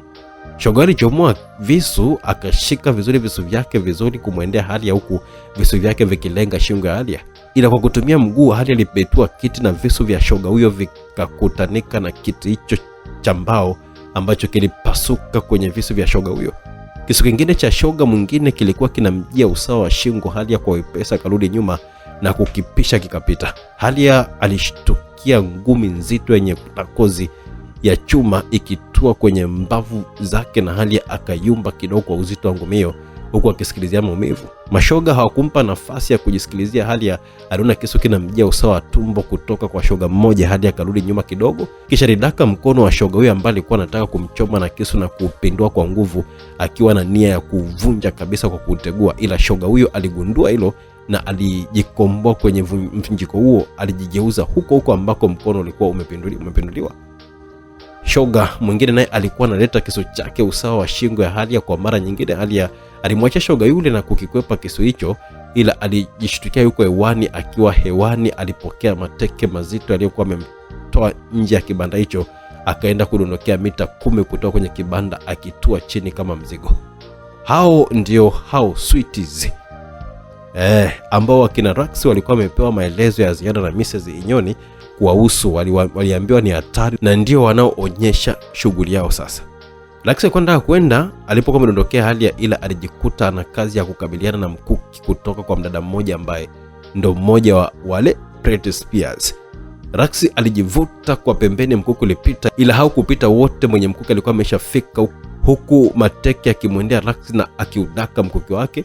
Raksi alipangua mateke hayo, ila mkuki mwingine ambao ulikuwa unamilikiwa na mdada mwingine ulikuwa unamjia usawa kifua. Huo ulikuwa upo kwenye mkono wa huyo mwanadada, hata hakurusha. Raksi alipangua mkuki huo kwa panga, huku nyuma yake mkuki ulikuwa unamjia usawa mgongo. Raksi akajirusha kwa sarakasi ya nyuma na kutua nyuma ya mdada huyo, ili anatua tu tayari mdada mmoja alikuwa yuko hewani na mkuki wake ukilenga kichwa chake, huku yule mdada mwingine naye alishageuka na mkuki wake alikuwa anamuelekezea kwenye tumbo la Raksi. Hatari, hawa Prentice Spears ni wa moto vibaya sana. Je, Raksi hata wamudu? Tunaendelea. Rax kwa ustadi mkubwa na nguvu alipangua mkuki wa yule mdada ambaye alikuwa yuko hewani kwa panga lake mmoja. Pia alipangua mkuki ambao ulikuwa unamjia tumboni kwa panga lake jingine, ila alishindwa kuzuia miguu mizito ya dada yule wa hewani, ambapo mmoja ulitoa kwenye kichwa na mwingine ukatoa kwenye kifua. Kipindi alikuwa anapokea mateke hayo mazito na ngumi nzito, nayo ilitoa kwenye tumbo lake kutoka kwa yule mdada ambaye alikuwa anageuka. Rax alirushwa.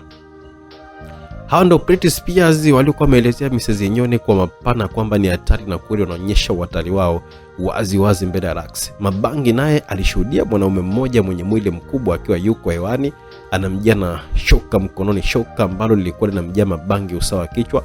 Mabangi alijivuta kwa nyuma, shoka likapita sentimita chache sana kutoka kilipo kichwa chake. Mwanaume huyo baada ya kutua tu chini, shoka alikuwa ameshaliweka kiunoni kwenye ala yake na tayari alikuwa ameanza kurusha ngumi za mfululizo kama vile matone ya mvua yanavyokuwa naanguka kutoka juu kwenda chini. Ngumi za mwanaume zikawa zimechanganyika na mateke ya kasi sana. Mwanaume huyo alikuwa mwepesi mno licha ya kuwa na mwili mkubwa sana. Mabangi alipangua ngumi zote, haikuwa shida kwake kukabiliana na ngumi. Kipindi Mabangi yuko bize kupangua ngumi, ghafla mwanaume huyo alipeleka shoka badala ya ngumi. Mabangi alijivuta kwa nyuma na kukosa na shoka hilo. Mwanaume huyo naye akarudi nyuma. Mabangi alitumia nafasi hiyo kumwendea mwanaume huyo, ila alishangaa nyundo ikiwa inamjia. Ilimbidi ajirushe kwa pembeni kwa sarakasi ili kukwepa nyundo ambayo ilikuwa inaenda kupiga chini na kupasua vikigae cha chini hapo. Wanaume walikuwa wameshabadilishana, sasa alikuwa anashambuliwa na mwanaume mwingine mwenye nyundo. Mabangi hakupewa muda, nyundo ilikuwa imeshawekwa mgongoni na alikuwa na kazi ya kuzuia mateke mazito ya mfululizo na mwanaume huyo. Mabangi alipangua na kukwepa kila teke kama kawaida. Kipindi umakini wake upo kwenye mateke, ghafla akaletewa nyundo badala ya teke. Ilimbidi ajivute nyuma kwa kasi, ila hakujua ile mwanamke akashamzunguka Mabangi. Mabangi kipindi akarudi nyuma, alichotwa mtama mzito na kwenda hewani, kisha akashushwa na kushindiliwa nyundo nzito ya kifua. Hawa sasa ndo wajuza bwana, ambao aliwaelezea kwa kirefu kabisa Mrs. Nyoni na kusema hawa ni hatari na kweli hatari wao uko wazi wazi mbele ya Mabangi. Aise, leo kila mmoja amekutana na saizi yake. Je, watachomoka? Kumbuka bado maadui wapo. Kuna huyo jamaa anaitwa Kuzaki, watamweza kweli? Ngoja tuone msikilizaji. Sema sawa. Tunaendelea. Kelly alisimama umbali wa mita 15 kutoka alipokuwepo Anita upande wa juu kwenye uwanja. Anita alimtazama Kelly kwa chini. Aliposimama Anita, pembeni yake kulikuwa kuna kichanja maalum ambacho kilikuwa kimebeba panga moja. Nyuma ya Anita mita 5 alikuwepo Nikita na Nikita. Walikuwa wamekaa kwenye viti vyao vya utawala. Mbele yao kukiwa kuna meza ambayo ilikuwa imebeba mapanga mawili yaliyokuwa hapo kwenye ala zake. Leo Nikita na Nikita hawakuwa na zile barakoa zao zenye nakshi za vipepeo. Leo nyuso zao zilikuwa ziko wazi kabisa, na wawili hao walikuwa wanafanana kwa kila kitu. Ni ngumu sana kuwatofautisha. Tofauti ni mavazi yao tu, magauni mazuri ya gharama marefu yenye mipasuo mirefu. Nikita akiwa kavaa rangi nyekundu na Nikita alikuwa amevaa rangi nyeusi. Licha magauni yao kuwa mazuri, lakini alikuwa anaruhusu kwa mikiki yote litakayokuwa imekuja mbele yao, iwe ni kupigana ama hata kukimbia. Kitu kingine ambacho kwa Kelly kilikuwa kinaongeza uchungu sana ni sura za Nikita na Nikita. Sura zao zilifanana sana na yeye, yani Kelly, na wawili hao walikuwa wanafanana kwa asilimia zaidi ya 80.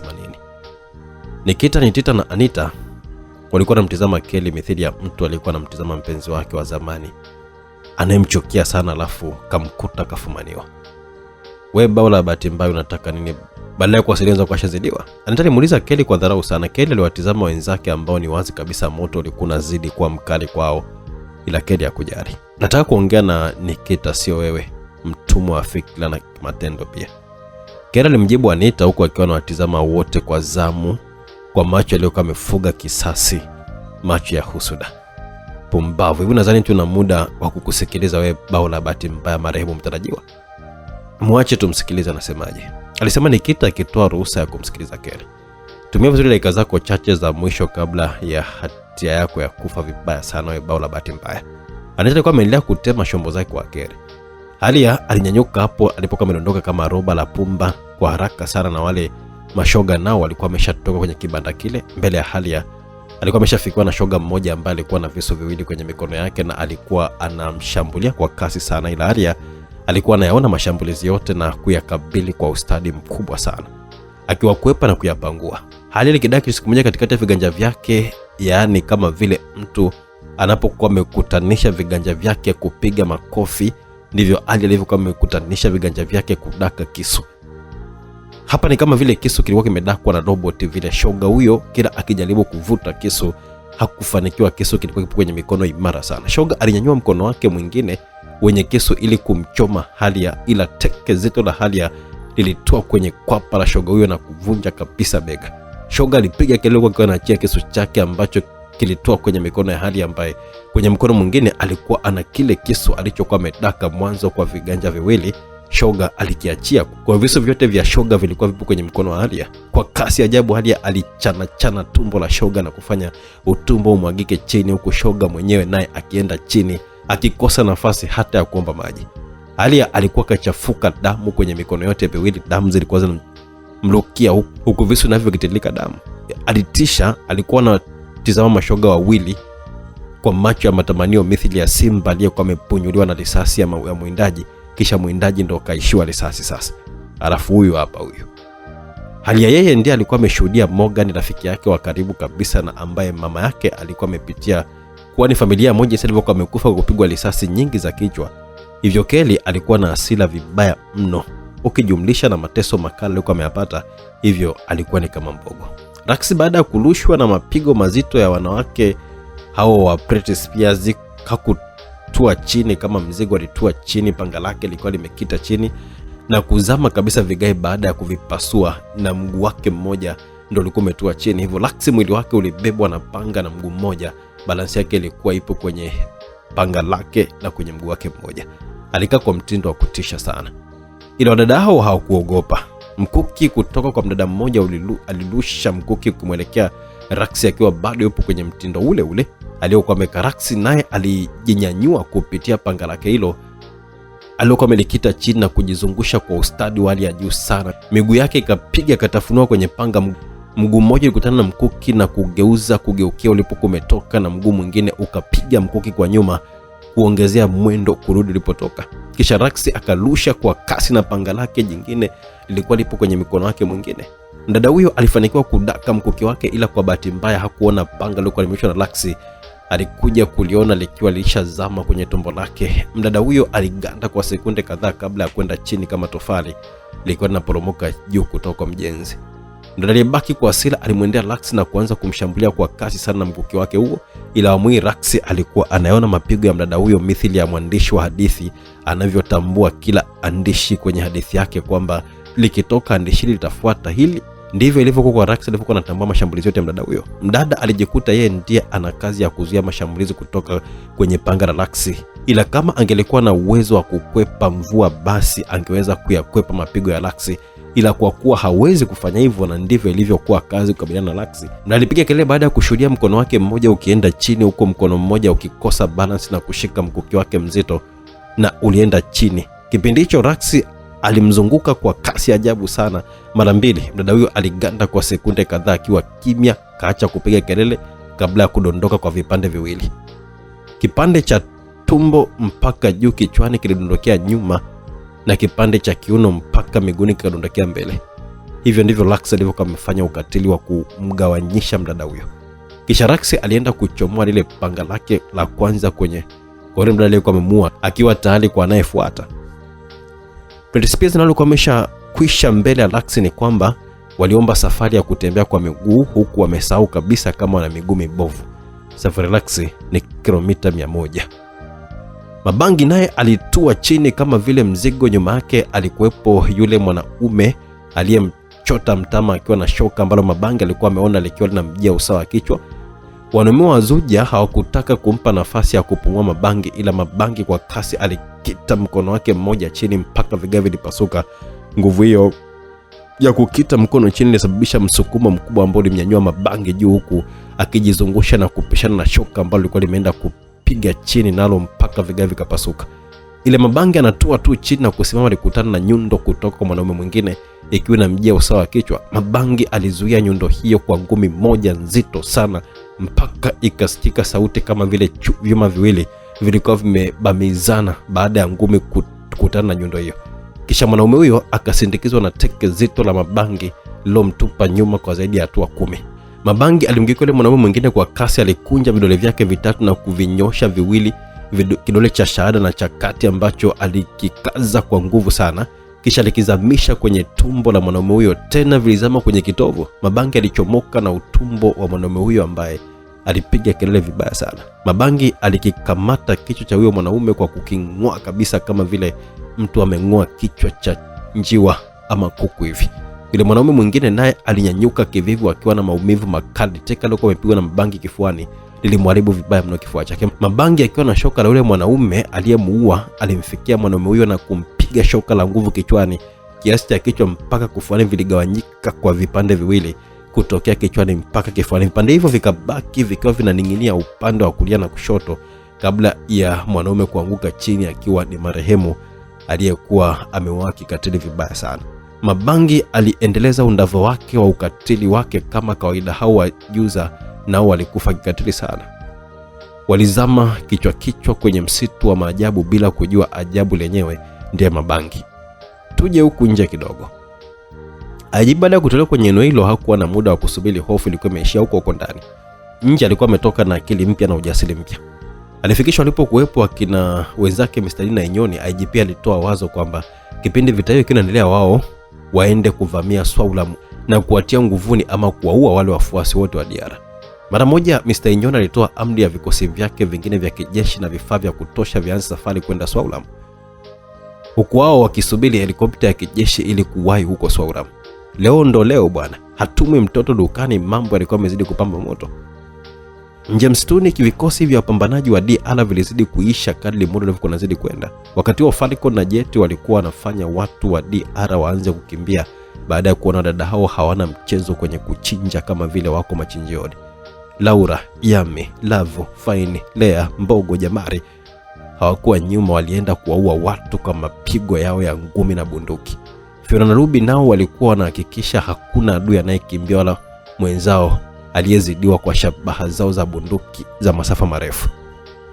Ongea haraka, tumia dakika chache zinazo kabla ya hatima maisha yako ambayo ni kifo. Awali tulikuwa tunawaza tukupe machaguo mawili kati ya kurudi upande wetu ama kifo, ila kwa sasa hivi huna bahati, hiyo option ni moja tu, kifo. Nikita alimwambia Kelly huko akiwa anamtazama kwa jicho la husuda, jicho la mama wa kambo kwa mtoto aliyeiba pesa zake za upatu. Hatima ya kifo? Haya sawa. Kinakashangaa kana kwamba namshangaa mtoto mdogo ambaye alikuwa analilia kuogelea. Kwa Kelly alikuwa anaona kama vile akina Nikita walikuwa wanazungumza kirahisi sana kuhusu kumuua. Kelly kaendelea, alikuwa ameanza kuongea baada ya mshangao huo. Swali la kwanza, kwa nini hukuwahi kujitokeza hata mara moja mbele yangu kama mama? Badala yake ulikuwa kwa upande wa kuniaminisha kwamba mimi sina mama wala baba. La pili, kwa jibu lolote utakalo kumejibu kwa swali la kwanza, ila kwa nini Mungu nibadilisha mimi hospitali kule na kumweka mtoto mwingine aje kufa badala yangu?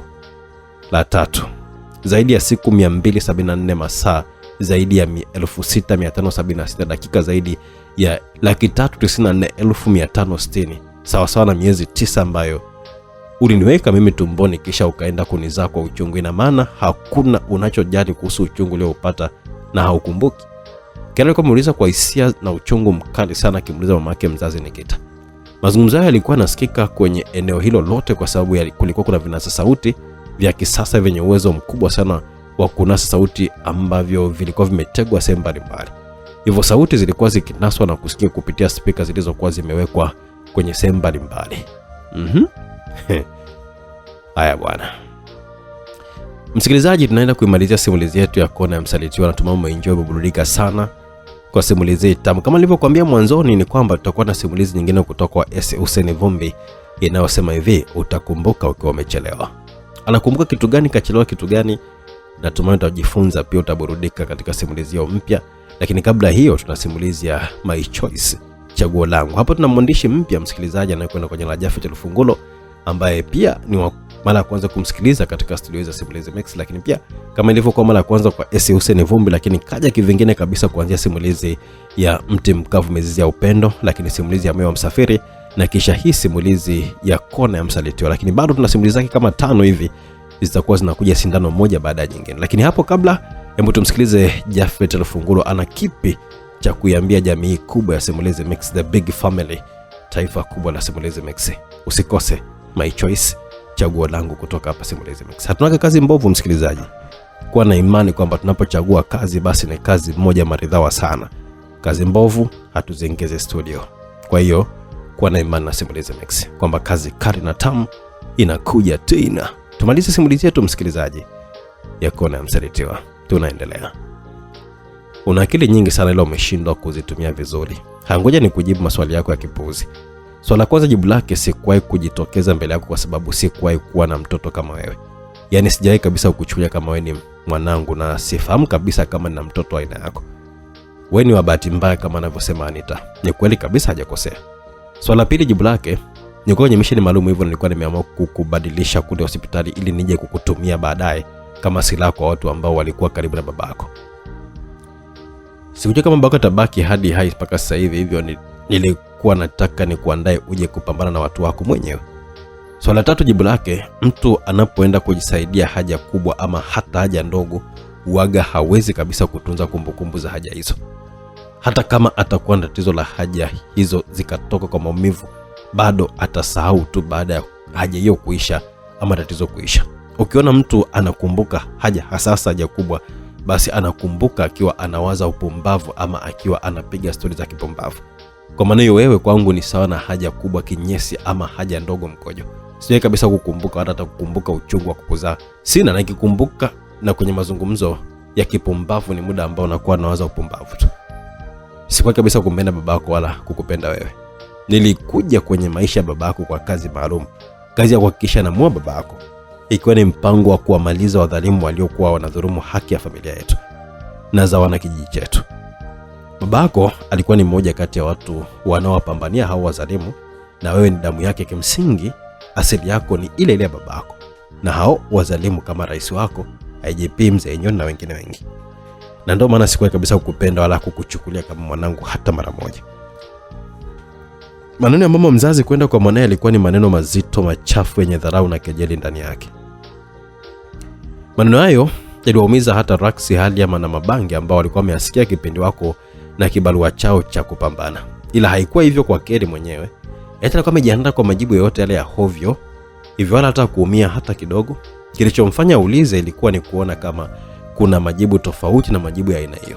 Ila kwa kuwa alikuwa ameona ni yale yale, basi akachia tabasamu mwanana sana huko akimtizama Nikita kana kwamba mdaiwa analipa deni lilokuwa linamsumbua muda mrefu.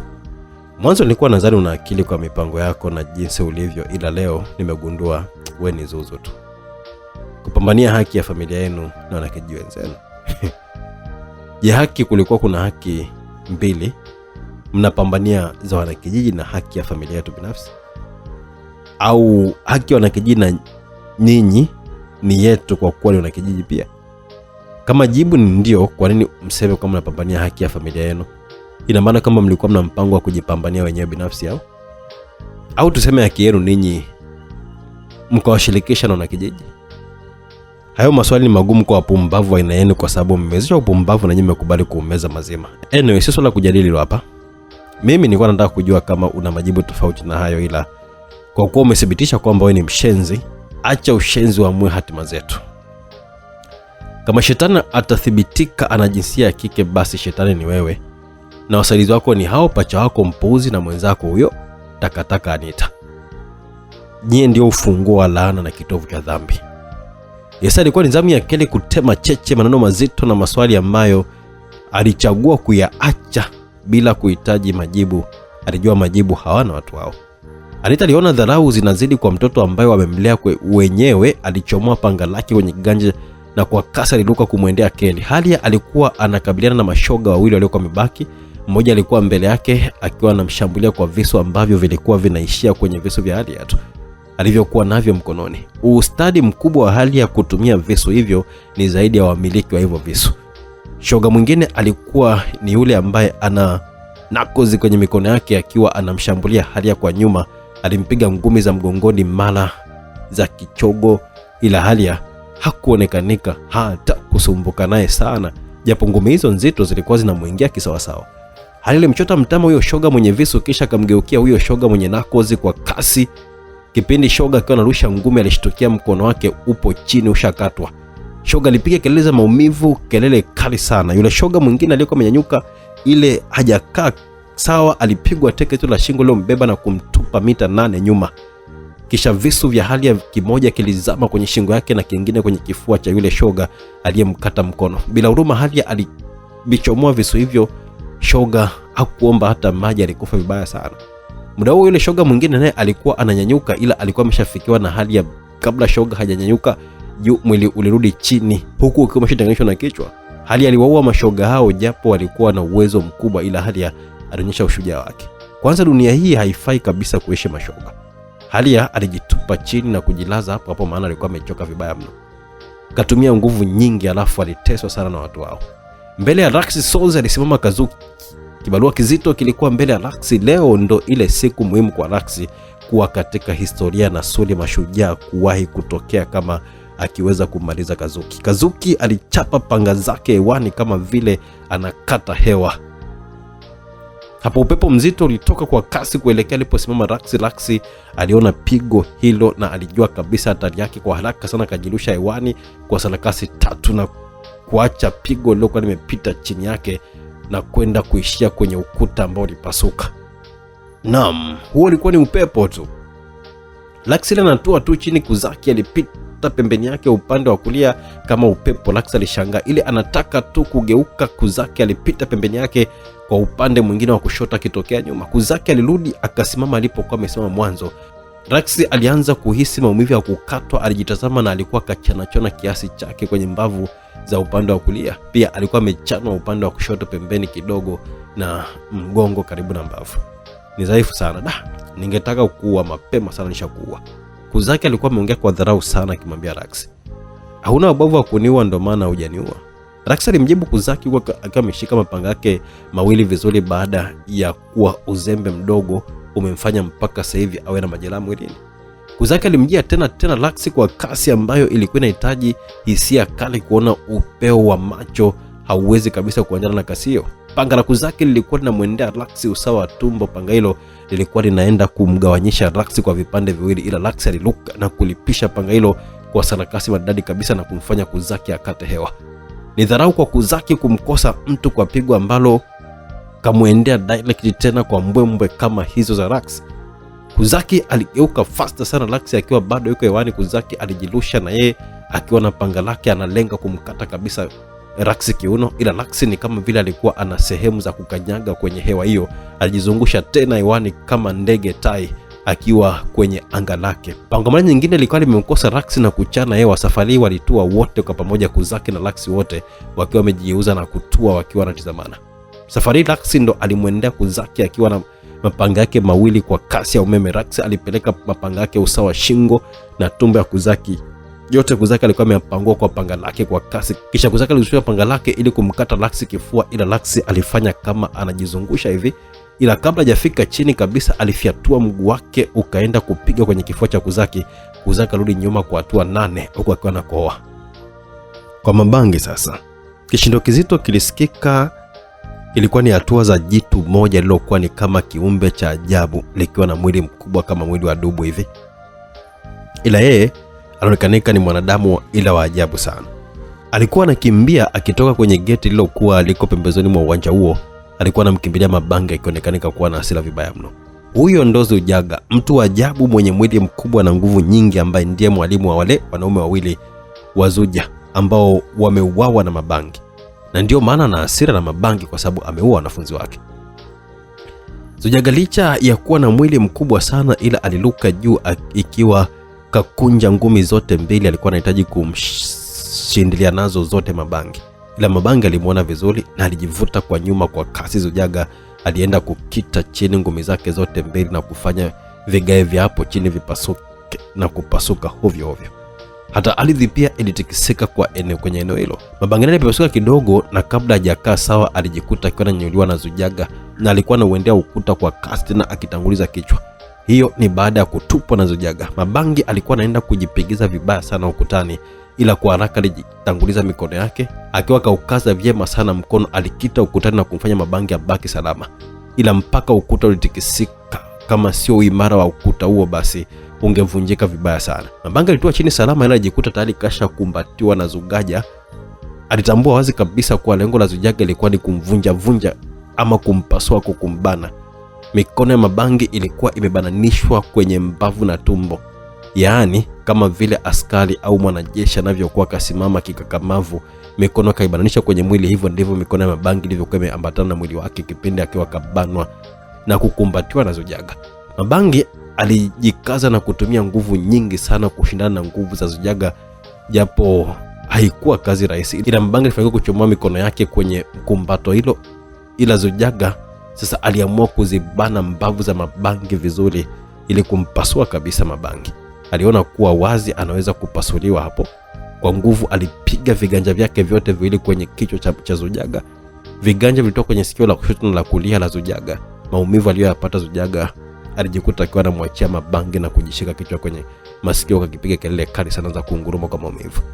Muda huo Zujaga alikuwa akiugulia maumivu. Mabangi aliamua kumpiga ngumi nyingi za mfululizo, ila alikuwa ni kama vile anapiga mti. Zujaga hakuonekanika kuugulia maumivu ya ngumi hizo, kwa maana hazikumingia kabisa. Na ghafla Mabangi alijikuta akiwa anazolewa na kubebwa, kisha alipigizwa chini kwa nguvu sana, mpaka wenzake japo walikuwa hapo kwenye mapambano mazito walishtuliwa na kishindo cha Mabangi kupigizwa chini kama hivyo. Kwa mara ya kwanza Mabangi alipigizwa mpaka akakoa damu. Ndio leo hii Mabangi alibaki hapo chini akiendelea kukoa damu. Zujaga alifurahi na kupiga kelele kwa anapiga kifua chake kibabe kama vile gorila.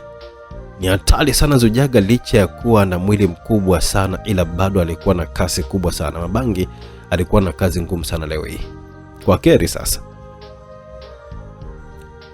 umeona bana, Anita alikuwa hewani, panga lake likimwendea Keri usawa wa shingo, ila Keri naye kwa kasi alichomoa panga lake moja lilokuwa liko kiunoni na jingine lilokuwa liko mgongoni, kisha akapangua panga la Anita kwa nguvu sana. Anita alikuwa ametua chini, kisha wakatizamana Keri kwa sekunde kadhaa mithili ya majogoo yaliyokuwa yanagombea tetea moja. Kilikuwa kasa kwa ameanza kumshambulia Anita. Anita alikuwa anaonekanika kuwa kana kwamba anafahamu vizuri mapigo ya Keri, hivyo haikuwa kazi ngumu sana kuyadhibiti. Ila Anita alikuwa anajua vizuri kwamba Keri ni kiumbe ambaye huwa ana akili za kumsoma zaidi mpinzani wake na kutumia akili na mbinu ili kumudu. Hivyo Anita alikuwa anatakiwa afanye mashambulizi ya haraka kabla Keri hajamsoma zaidi. Anita alikuwa amerusha panga lake likawa limeenda juu, huku yeye mwenyewe akiwa anaenda chini kwa kasi na kupeleka mguu wake kwa Keri ili kumchota mtama. Keri alikuwa anaijua hiyo style ya Anita, ni kwamba ukiluka huo mtama utakutana na teke. Hivyo kwa akili za haraka Keri akaluka juu zaidi kwa sarakasi na kujizungusha mara mbili, na pigo la Anita likamkosa. Keri akatua chini kipindi Anita alikuwa alishadaka panga lake lilikuwa amelirusha juu na alikuwa analipeleka kwenye kifua cha Keri. Kwa kasi Keri alidaka panga Anita kulibana kwa mapanga yake mawili, ila Keri hakujua lile panga la Anita ambalo lilikuwa linaonekanika nene ni mapanga ya dabo, ila yalikuwa yamebananishwa kitaalamu sana. Anita kwa kasi ya kimtindo aliyokuwa na ujua yeye mwenyewe alifiatua mapanga yake mawili. Keri hakutarajia tukio la panga yake linamteleza na linamjia kwenye shingo yake. Ilibidi apangue panga lake moja. Kipindi akiwa anapangua panga hilo alisahau panga la Anita ambalo lilikuwa limeenda kuzama kwenye kifua chake upande wa kulia. Keri aliguna kwa maumivu baada ya panga hilo kuzama kwenye kifua chake na kuchomolewa kwa nguvu. Kipindi Keri akiwa anaugulia maumivu, panga moja la Anita lilikuwa linamjia tena usawa wa shingo. Kwa haraka alikwepa na kusogeza shingo yake, ila lilimkata kidogo maana alikuwa amechelewa kuliona. Kitu cha ajabu zaidi, Keri hakuona majeraha yale kama yanapona kama alivyokuwa amezoea. Leo ilikuwa ni tofauti. Majeraha yalikuwa yanavuja damu tu na hakuonesha dalili za kupona. Katoto ka bahati mbaya bwana. Najua unashangaa kuona vidonda havijiungi kama siku ile ilivyokuwa imepigwa mishale pale. Ni kwamba hii ni panga maalum ya kuwa na suli aina yako. Hapo uponi tena, hata ukitibiwa uponi. Kwa sababu panga hili lina sumu kali sana ya kuwateketeza nasuri kama wewe au ile mwenzako sijui Mabangi. Anita alikuwa ametamba mbele ya Keri. Keri ni kama vile alikuwa anasikia maneno hayo ya Anita na hakutaka kuwaza kabisa kuhusu majela yale wala kuwaza kuhusu hiyo sumu aliyokuwa anaambiwa, wala hakujali damu nyingi zilizokuwa zinamtoka kwenye kifua chake na shingo. Keri alikimbia kwa kasi kisha kama amedunda na kwenda hewani, huku akiwa anaachia mapanga yake yote mawili kumwendea Anita, huku yeye mwenyewe akimjia kama vile mwewe anamjia nyoka. Anita alipangua mapanga yote mawili kwa kutumia mapanga yake, ila alishindwa kumzuia Keri ambaye alikuwa ameshamfikia kwa miguu yote miwili ya Keri ikaenda kukita kwenye kichwa cha Anita. Anita alijikaza asitupwe mbali, ila alirudi nyuma kwa hatua zaidi ya 5. Kipindi hicho Keri alishatua chini kwa ustadi na mwembwe aliadaka mapanga yake yote mawili ambayo yalipanguliwa na Anita. Naam, Kelly alifungua kurasa baada ya kuona kumbe ukicheka na mbwa utaingia naye mpaka kwenye nyumba ya msikiti. Anita alikuwa kama bado anaona maruweluwe mateka aliyokuwa ameyapokea alikuwa ni mazito sana, ila Kelly hakutoa nafasi ya Anita kuvuta pumzi. Kwa kasi tena Kelly alianza kumwendea Anita na Anita naye alijiweka sawa ili kumkabili Kelly.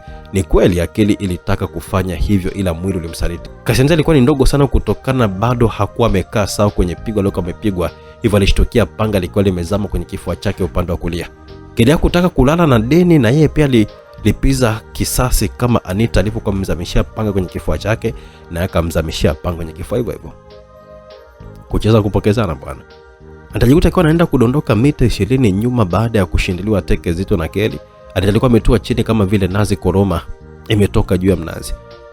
Alikuwa na maumivu ya kuchomwa na panga kwenye kifua na maumivu ya teke na kudondoka chini kama roba la takataka. Anita hakutaka hata kuonekanika mzembe mbele ya mtoto aliyemlea mwenyewe. Alinyanyuka kivivu na kutoa kichupa fulani hivi kwenye mfuko wake wa gauni lake na kukiweka mdomoni, akionekanika kunywa kimiminika kilichopo ndani, kisha kilichobaki alijimwagia kwenye jela lake. Alikunja sura akionekanika kupitia maumivu makali sana, ila sekunde kadhaa baadaye damu zilikata kwenye jela lake, akionekanika kapata nafuu kwenye jela hilo ama kapona kabisa. Na awamu hii hakuongea kitu, alianza kumwendea Kelly kwa kasi ajabu sana akiwa kayashika mapanga yake kwa uzuri sana. Kelly naye alimwendea Anita kwa kasi na hapo mapanga yao yalikutana katikati, kisha kila mmoja karushwa nyuma kule alipotoka. Ila Kelly akutulia, alijirusha na kujiachia kama vile ndege kipanga akiwa yuko angani huko akiwa ametanua mapanga yake na kuyazungusha kwa ustadi mkubwa mno. Hilo lilikuwa ni pigo moja hatari vibaya mno, linatumiwa na nasuli wa level za juu sana kama D-Flyer, Skycat na Vivian. Hao msikilizaji tuwasikiliza kwenye simulizi za S. Hussein Vumbi nyingine. Wewe baki hapa Simulizi Mix. Waliofuatilia story ya Black Knight na mchana wa kiza wanaelewa hapo ni kitu gani, na utaipata hapa msikilizaji. Black Light na mchana wa giza itakuja hapa Simulizi Mix. Tuende kwa Raksi msikilizaji. Kuzaki baada ya kupokea mateke safi kutoka kwa Raksi aliamua kubadilisha mapigo. Aliona wazi kabisa kwamba maji aliyozani kwamba ni ya ugogo kumbe kazama twiga, kazama ngamia. Kwa kasi ajabu kama kapotea hivi, Kuzaki alimpita Raksi aliyekuwa ametokea nyuma ya Raksi hapo. Raksi japo hakumuona vizuri, ila aliwahi kuzungusha panga lake mmoja kwenda nyuma ya mgongo, na kweli panga lake lilikuwa limezuia panga la Kuzaki kipindi Kuzaki bado yuko nyuma yake. Kuzaki alienda na kasi yake hiyo kana kwamba anapotea hivi, mara akatokea kushoto, mara kulia, mara nyuma, mara mbele. Alipotea zaidi ya mara 8 ndani ya sekunde 30 tu. Raksi alikuwa na kazi ya kuzuia tu mapigo hayo, akiwa katuliza akili zake na kufungua hisia zake kali sana. Ila Raksi alijishtukia kabaki na panga moja, panga jingine lipo chini. Alitazama kuna kama anahisi una maumivu na kukuta una jeraha la kuchanwa juu kidogo ya kiganja, na ndio maana hata mkono huo uliachia panga. Raksi alitikisa kichwa kusikitika. Sijui kama alikuwa anajiona mzembe ama anajiona kakutana na mtu wa level za juu kuliko alivyokuwa anamfikiria. Dogo, tumalize mchezo, nimechoka kuzeeka na wewe. Ala, Kuzaki alimwambia Raksi. Bro, kama ungelikuwa unaweza kumaliza mchezo ungeshamaliza. Kuzaki alimjia Raksi kwa kasi yake hiyo ya kupotea, ila ilimbidi asimame baada ya kugundua Raksi haonekani. Sio kama alikuwa amepotea ama alikuwa akakimbia, ila alikuwa ametumia kasi zaidi ya anayoitumia Kuzaki. Ndani ya sekunde 5 Raksi alimzunguka Kuzaki kwa kutokea upande tofauti, kushoto, kulia, nyuma, mbele mara 16 ndani ya sekunde 5 pekee. Raksi alikuja kusimama alipokuwa kasimama awali, akitazamana na Kuzaki kipindi Kuzaki akiwa anatilika damu. Alichanwa kwenye mbavu zake, kwenye mgongo, kwenye paja, kwenye kifua, kwenye mkono. Alikuwa anatokwa na damu tu kama vile alikuwa ameonga kwenye bwawa la damu. Kuzaki hakuamini macho yake kama ni yale kwa mechonchono kiasi hicho. Safari hii hakuongea kitu, alikuwa ameanza kujizungusha kwa ustadi mkubwa sana, akitengeneza pigo moja kali sana, pigo la upepo ambalo hili alikuwa amepanga kulimalizia kazi baada ya kuona kumbe ukicheka sana na mtoto utaomba maziwa. Japo ni pigo hatari sana, ila Raksi alikuwa ametabasamu baada ya kuliona pigo hilo linaloandaliwa. Raksi naye alijiweka sawa na kujizungusha chini, huku panga lake lilikuwa linabuluza kwenye vigae na panga hilo lilianza kutoa cheche nyingi sana. Kipindi hicho pigo zito la upepo lilikuwa linakuja kutoka kwa Kuzaki. Jambo la ajabu sana, zile cheche zilizidi kuwa nyingi na Raksi alinyanyuka nazo akaziongoza kwenye panga lake, kisha akazielekezea alipokuwa Kuzaki. cheche zilikutana na upepo, ila cheche zilifanikiwa kupita katikati ya upepo na kufanya upepo uzimike kipindi cheche bado zinamwendea kwa kasi Kuzaki. Kuzaki alitumia umahiri wake wa kuzuia mapigo ya cheche zote kwa panga lake. Laksi akuishia hapo, alikita panga lake chini na kung'oa vigae kadhaa ambavyo alivilusha kwa panga lake na kumwendea Kuzaki. Sasa Kuzaki ilimbidi azidishe umakini kuzuia zile cheche na vigae. Kama upepo, Laksi alimpita Kuzaki na hapo kichwa cha Kuzaki kilionekanika kikiwa kiko hewani baada ya kukatwa na Laksi. Na hiyo ilikuwa ni hatima mbabe Kuzaki aliyeishia kwenye mikono ya mtaalamu wetu Laksi Souls. Jini alitoka japo mganga yuko hoi. Kwa Mabangi sasa. Mabangi hapo alipodondoka akiwa anakoa damu, aliona mguu wa Zugaja ukiwa unamjia usawa kichwa. Kwa haraka aliupisha mguu ukakita chini na kupasua vigae na kutikisa ardhi kidogo. Mabangi alishanyuka tayari, ila alijikuta kasha bebwa na Zujaga, na Zujaga alikuwa na nia kumvunja mgongo kwa kukutanisha mgongo kuupigiza kwenye goti lake, ila Mabangi hakukubali iwe hivyo. Alitanguliza mkono ukakita kwenye goti la Zugaja, na kabla Zugaja hajabadilisha maamuzi ama kurudia tena zoezi lake, Mabangi alikuwa bado kabebwa na Zujaga. Alinyanyua goti lake na alikapiga kwenye shavu la Zugaja kwa nguvu sana mpaka Zujaga jikuta kana mwachia Mabangi. Mabangi kabla hajatua chini aliachia teke jingine likakita kwenye kidevu cha Zugaja. Zugaja alipiga kelele kwa ghadhabu huku akiwa anamwendea tena Mabangi alikuwa kasimama. Kisha simama tayari, Mabangi aliruka juu kwa sarakasi safi, alimpata Zujaga na kumpa zawadi safi ya teke la shingo, kisha alitua nyuma yake. Zujaga alimgeukia tena Mabangi huku akipiga kelele zake za hasira. Alikuwa anamwendea Mabangi mbio mbio kiasi cha kusababisha mtikisiko mdogo wa ardhi. Safari Mabangi alimkimbilia Zujaga na kujitupa chini. Aliteleza kama anateleza kwenye matope na kupita katikati ya miguu ya Zujaga, kisha kwa kasi alimsindikiza na teke la makalio. Baada ya kumpita uvunguni, Zujaga alizidi kupata ghadhabu. Mabangi aligundua njia nzuri ya kumdhibiti Zujaga ni kutokuruhusu amshike. Zujaga alimgeukia tena Mabangi na kumfuata kwa hasira sana. Mabangi alianza kukimbia kuelekea ukutani na Zujaga naye alimkimbiza Mabangi. Alienda kudunda kwenye ukuta na kugeuka na mateke ya miguu yote miwili iliyoenda kutua kwenye kifua cha Zugaja kiasi cha kumdondosha chini. Zujaga mwenyewe hakuamini kama kaangushwa, na haijawahi kutokea kwenye maisha yake yote ya upambanaji. Hakuwa kabisa kuangushwa na mtu, hususani kama Mabangi ambaye anaweza kumkamata tu kama kitoto hivi na kukipigiza chini au kukivunja kabisa. Ila mazoezi hayo yote yamefeli, ina maana ngoma ngumu. Zujaga alinyanyuka kwa kasi na safari aliona bora abadilishe mbinu, maana aliona Mabangi sasa anampangia tu idadi ya dozi. Zujaga alienda kukamata benchi moja la chuma, benchi zito la kukaa watu zaidi ya 10 na lina uzito wa zaidi ya kilo 50. Alikamata na kulirusha kwa Mabangi, naye Mabangi aliliona, alilipisha likapita. Zujaga alikamata tena mtungi mkubwa mzito wa maua wenye kilo zaidi ya 70. Alirusha, Mabangi alikwepa vyema kwa kujirusha na kukwepa mtungi huo. Zujaga alikamata sanamu zito lilokuwa limetengenezwa na udongo imara sana lilokuwa na kilo zaidi ya 100. Mabangi alikwepa. Zujaga aliendelea na zoezi hilo la kumrushia Mabangi vitu vizito sana kwa kasi kubwa sana, ila Mabangi naye alikuwa na vikwepa kwa ustadi wa hali ya juu sana. Aliruka huku na kule. Kuna muda alikuwa yuko hewani na vitu vingine vilikuwa vimerushwa akiwa yuko hewani, ila bado alimudu anga kama vile mwewe na kukwepa kila alichokuwa anarushiwa. Mabangi aliamua kumaanisha Zujaga kwamba kadri kiza zinavyozidi kutanda ndivyo kunavyokaribia kukucha.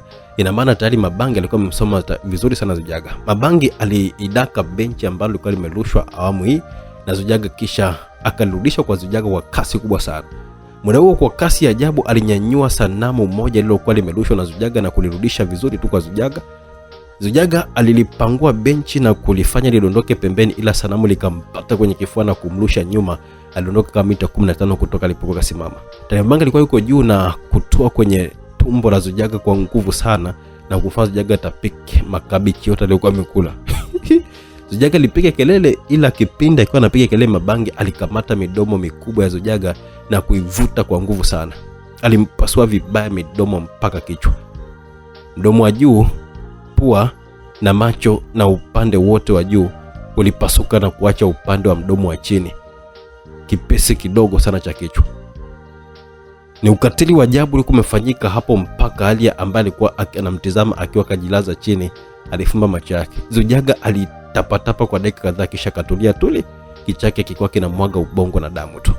Mabangi na Raksi walimaliza kibarua kizito na wao waliamua kwenda kukaa alipolala Halia. Wakakaa pembeni yake. Alibaki Keri na mziki. Kwa Keri sasa, Keri alikuwa yuko angana akimwendea Anita, hilo pigo lake hatari sana. Nikita na Nitita walijua wazi kabisa kwamba Anita hatoweza kumudu pigo hilo. Keri alishtukia anarudi chini tena kwa kutupwa mbali baada ya panga kuzama katikati ya kifua chake. Hilo lilikuwa ni panga kutoka kwa Nikita. Keri japo panga lilikuwa limezama kwenye kifua chake na kutokea nyuma ya mgongo, ila bado alijikaza na kunyanyuka kivivu sana, huku akionekanika kuwa na hali mbaya sana. Hata mapanga yake hakujua hata yamepotelea wapi.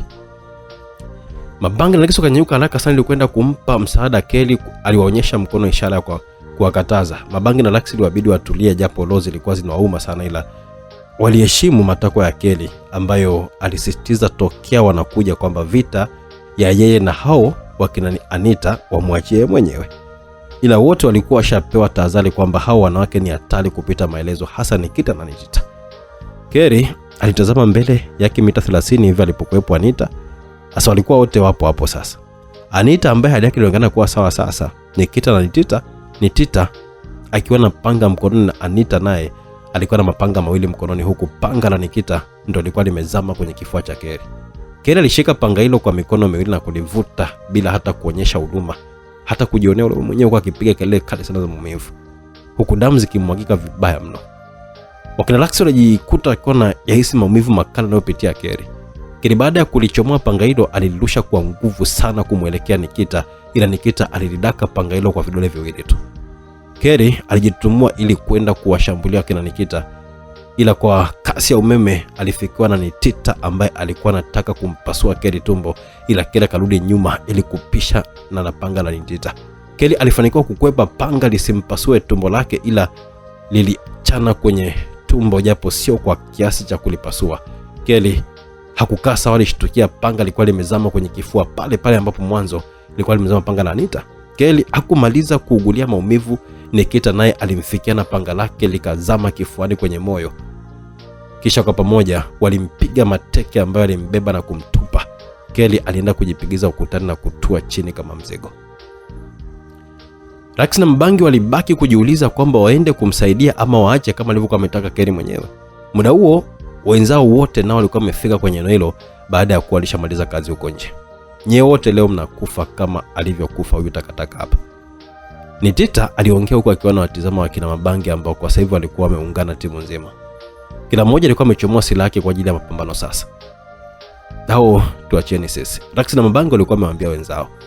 Nikita, Nitita na Anita nao walikuwa wameweka sawa silaha zao, ila kabla hawajafanya chochote kile, radi kali ilipiga. Radi iliyokuwa na rangi ya blue ilipiga pale pale alipokuwa kalala Keri kama vile amekufa.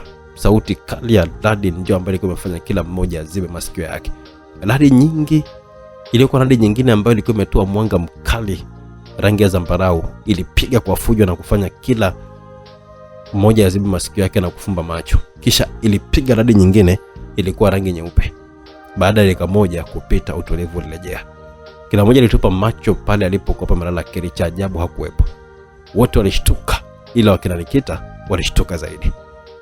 Mmeshtuka Sauti ya Keri ilisikika na kufanya kila mmoja atizama ilipotokea sauti hiyo. Kulikuwa na sanamu moja kubwa sana la fuvu la kichwa toksiki ambalo ndio nembo ya kuunda Death Riders. Juu ya sanamu hilo ndipo alipokuwa mmiliki wa sauti hiyo ambaye ni Keri mwenyewe.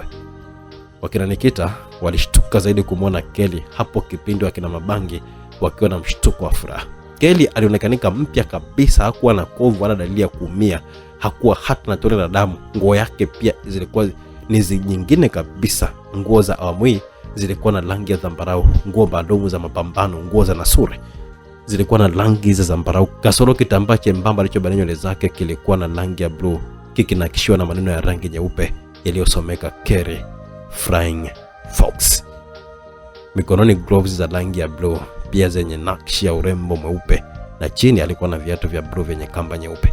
Mkononi alikuwa kashika panga lilokuwa liko ndani ya ara yake ya rangi ya blue, huku likiwa na mpini mweupe. Kama kawaida alikuwa na panga jingine mgongoni pia. Bila kusahau nguo yake kifuani ilikuwa na neno lenye jina lake lililosomeka Keri Flying Fox KFF. Imewezekana vipi? Nikita aliuliza kwa mshangao kumwona Kelly ni mzima na mpya kabisa. Nimehakiki kweli wewe hufai kabisa kuwa mama. Na nyinyi mashetani wa mwisho kabisa. Sipaswi kumaliza maneno yangu kwenu, kwa sasa ni muda wa hukumu yenu. Neno la mwisho lisikika kipindi kile akashatua chini kutoka juu ya sanamu. Nikita hakujiuliza mara mbili, alirusha panga lake kwa nguvu sana kumwelekezea Kelly. Kelly alipangua panga hilo kama vile anafukuza nze kwa kichwa chake, na panga likarudi kwa Nikita, naye akalidaka. Kisha alimwendea tena Kelly huku akiwa anapiga mapigo mazito sana kwa panga lake, ila Kelly alipangua mapigo yote kama vile anacheza na mtoto, tena kwa kutumia panga ambalo lipo ndani ya ala yake. Ni dharau kubwa sana kwa wapiga panga mtu kukumudu kupanga lake likiwa ndani ya ala. Nikita aliongeza kasi ya mashambulizi, alijikuta akiwa anatupwa na kudondoka nyuma kwa zaidi ya hatua 50 baada ya ala ya panga la Kelly kumbamiza kifuani kwa nguvu sana. Nikita alikuwa damu bila kupenda. Hili washangaza hata mabangi Drax na wenzao wote, maana Kelly alionekanika kuwa na uwezo wa kuogopesha. Kumpiga Nikita sio jambo rahisi hata kidogo, ila Kelly alionekanika anafanya anavyotaka yeye. Nikita na Anita walishtuka zaidi na waliamua kumshambulia Kelly kwa pamoja. Kwa dharau sana, Kelly alikuwa anakwepa mapanga kwa ngumi, kwa mateke, bila hata kuzuia wala kurudisha pigo kwa yote ule. Nikita naye baada ya kuvuta pumzi alienda kuongeza nguvu kwa kumshambulia Kelly, ila bado hali ilikuwa ni mbaya kwao. Kelly alikuwa hawezekani kabisa yani.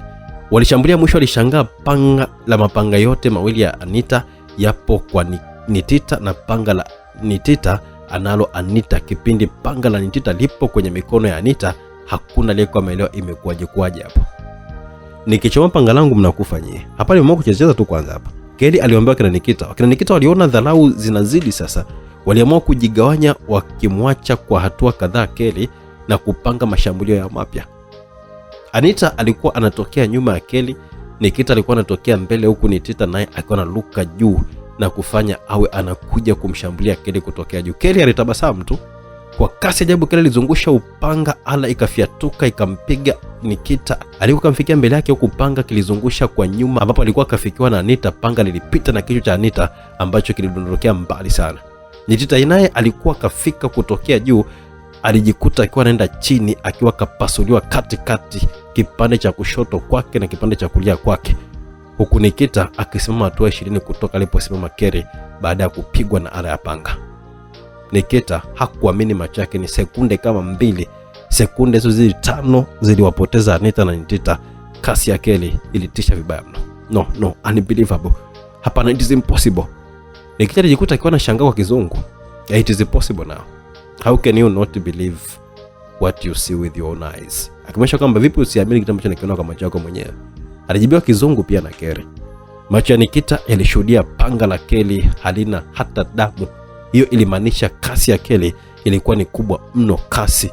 Maana akimkata mtu panga alibaki na damu. Hata yeye mwenyewe hakuwa na tone la damu lilikuwa limembukia. Alishika panga vizuri Nikita, kisha akajikaza na kumwendea Kelly licha ya kuwa na hofu ndani ya moyo wake. Ni kama upepo ulimpita Nikita, huku mkono wake mmoja ukienda hewani. Kisha Kelly alisimama mbele yake. Hiyo ilimaanisha kwamba kashamzunguka, kamkata mkono na kurudi kasimama mbele yake. Nikita aliugulia maumivu ya kukatwa mkono wake, ila haikuwa sababu ya kukubali kushindwa.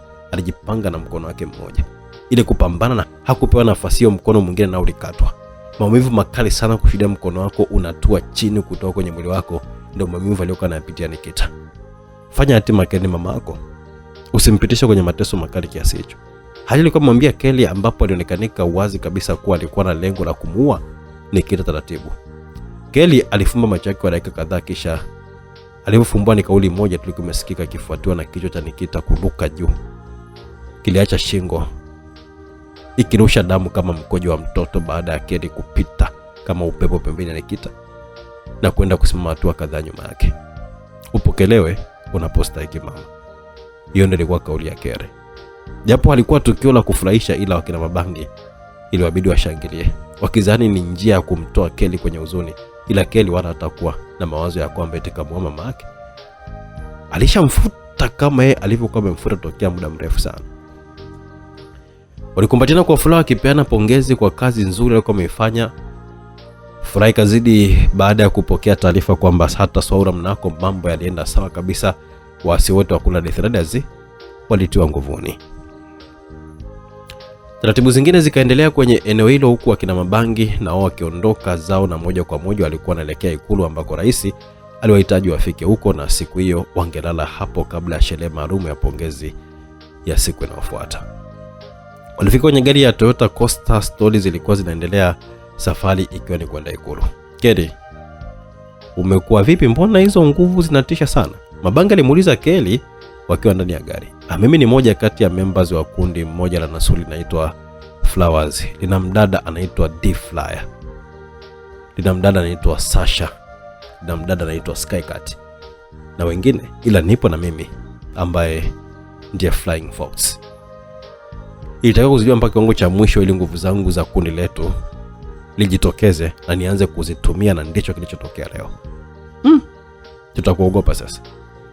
Na wewe hali imekuaje? Umepigana kwa kiwango kile, sikutegemea kabisa. Kelly alikuwa muuliza hali ya swali ambalo alijibiwa na Mabangi. Huyo alikuwa hajawahi kabisa kutumia nguvu zake za Nasuri, kwa hiyo mimi niliziamsha nguvu zake kwa kuyawasha macho yake tu kupitia macho yangu. Hata hivyo, kwa kuwa tayari alikuwa tabani, ila angelikuwa hajapitia mikiki angeonyesha maajabu zaidi ya yale. Mabangi alikuwa amemtolea majibu haria. Mambo yalienda swafi, timu hii ikiwa na furaha na amani kubwa sana baada ya kazi nzito sana. Walifanywa sherehe iliyofanyika Ikulu kuwapongeza wote waliofanikisha kazi hiyo, nayo ilipita siku zinasonga mbele. Familia ziliungana sasa. Priya alitambulishwa nyumbani kwa kina Mabangi, pia Mabangi alitambulisha kwa kina Priya, huku mipango ya ndoa ikipangwa. Pia kwa Kelly na Roxy na mipango ya ndoa ilipangwa. Familia za kina Jamila na familia ya kina Mabangi sasa zikawa ni kama familia, wanatembeleana na kuishi kama ndugu. Huku Baruja na Maruja kiwezeshwa zaidi na kuwa na maisha mazuri kwa kiasi chake tofauti na awali. Timu yote ilifanywa kuwa taasisi maalum ambayo ipo chini ya rais na watu wake ambao ni Mr. D na Inyoni. Msikilizaji, asante kwa kuwa nasi mwanzo mpaka mwisho wa simulizi. Mwisho wa simulizi ndio mwanzo wa simulizi nyingine.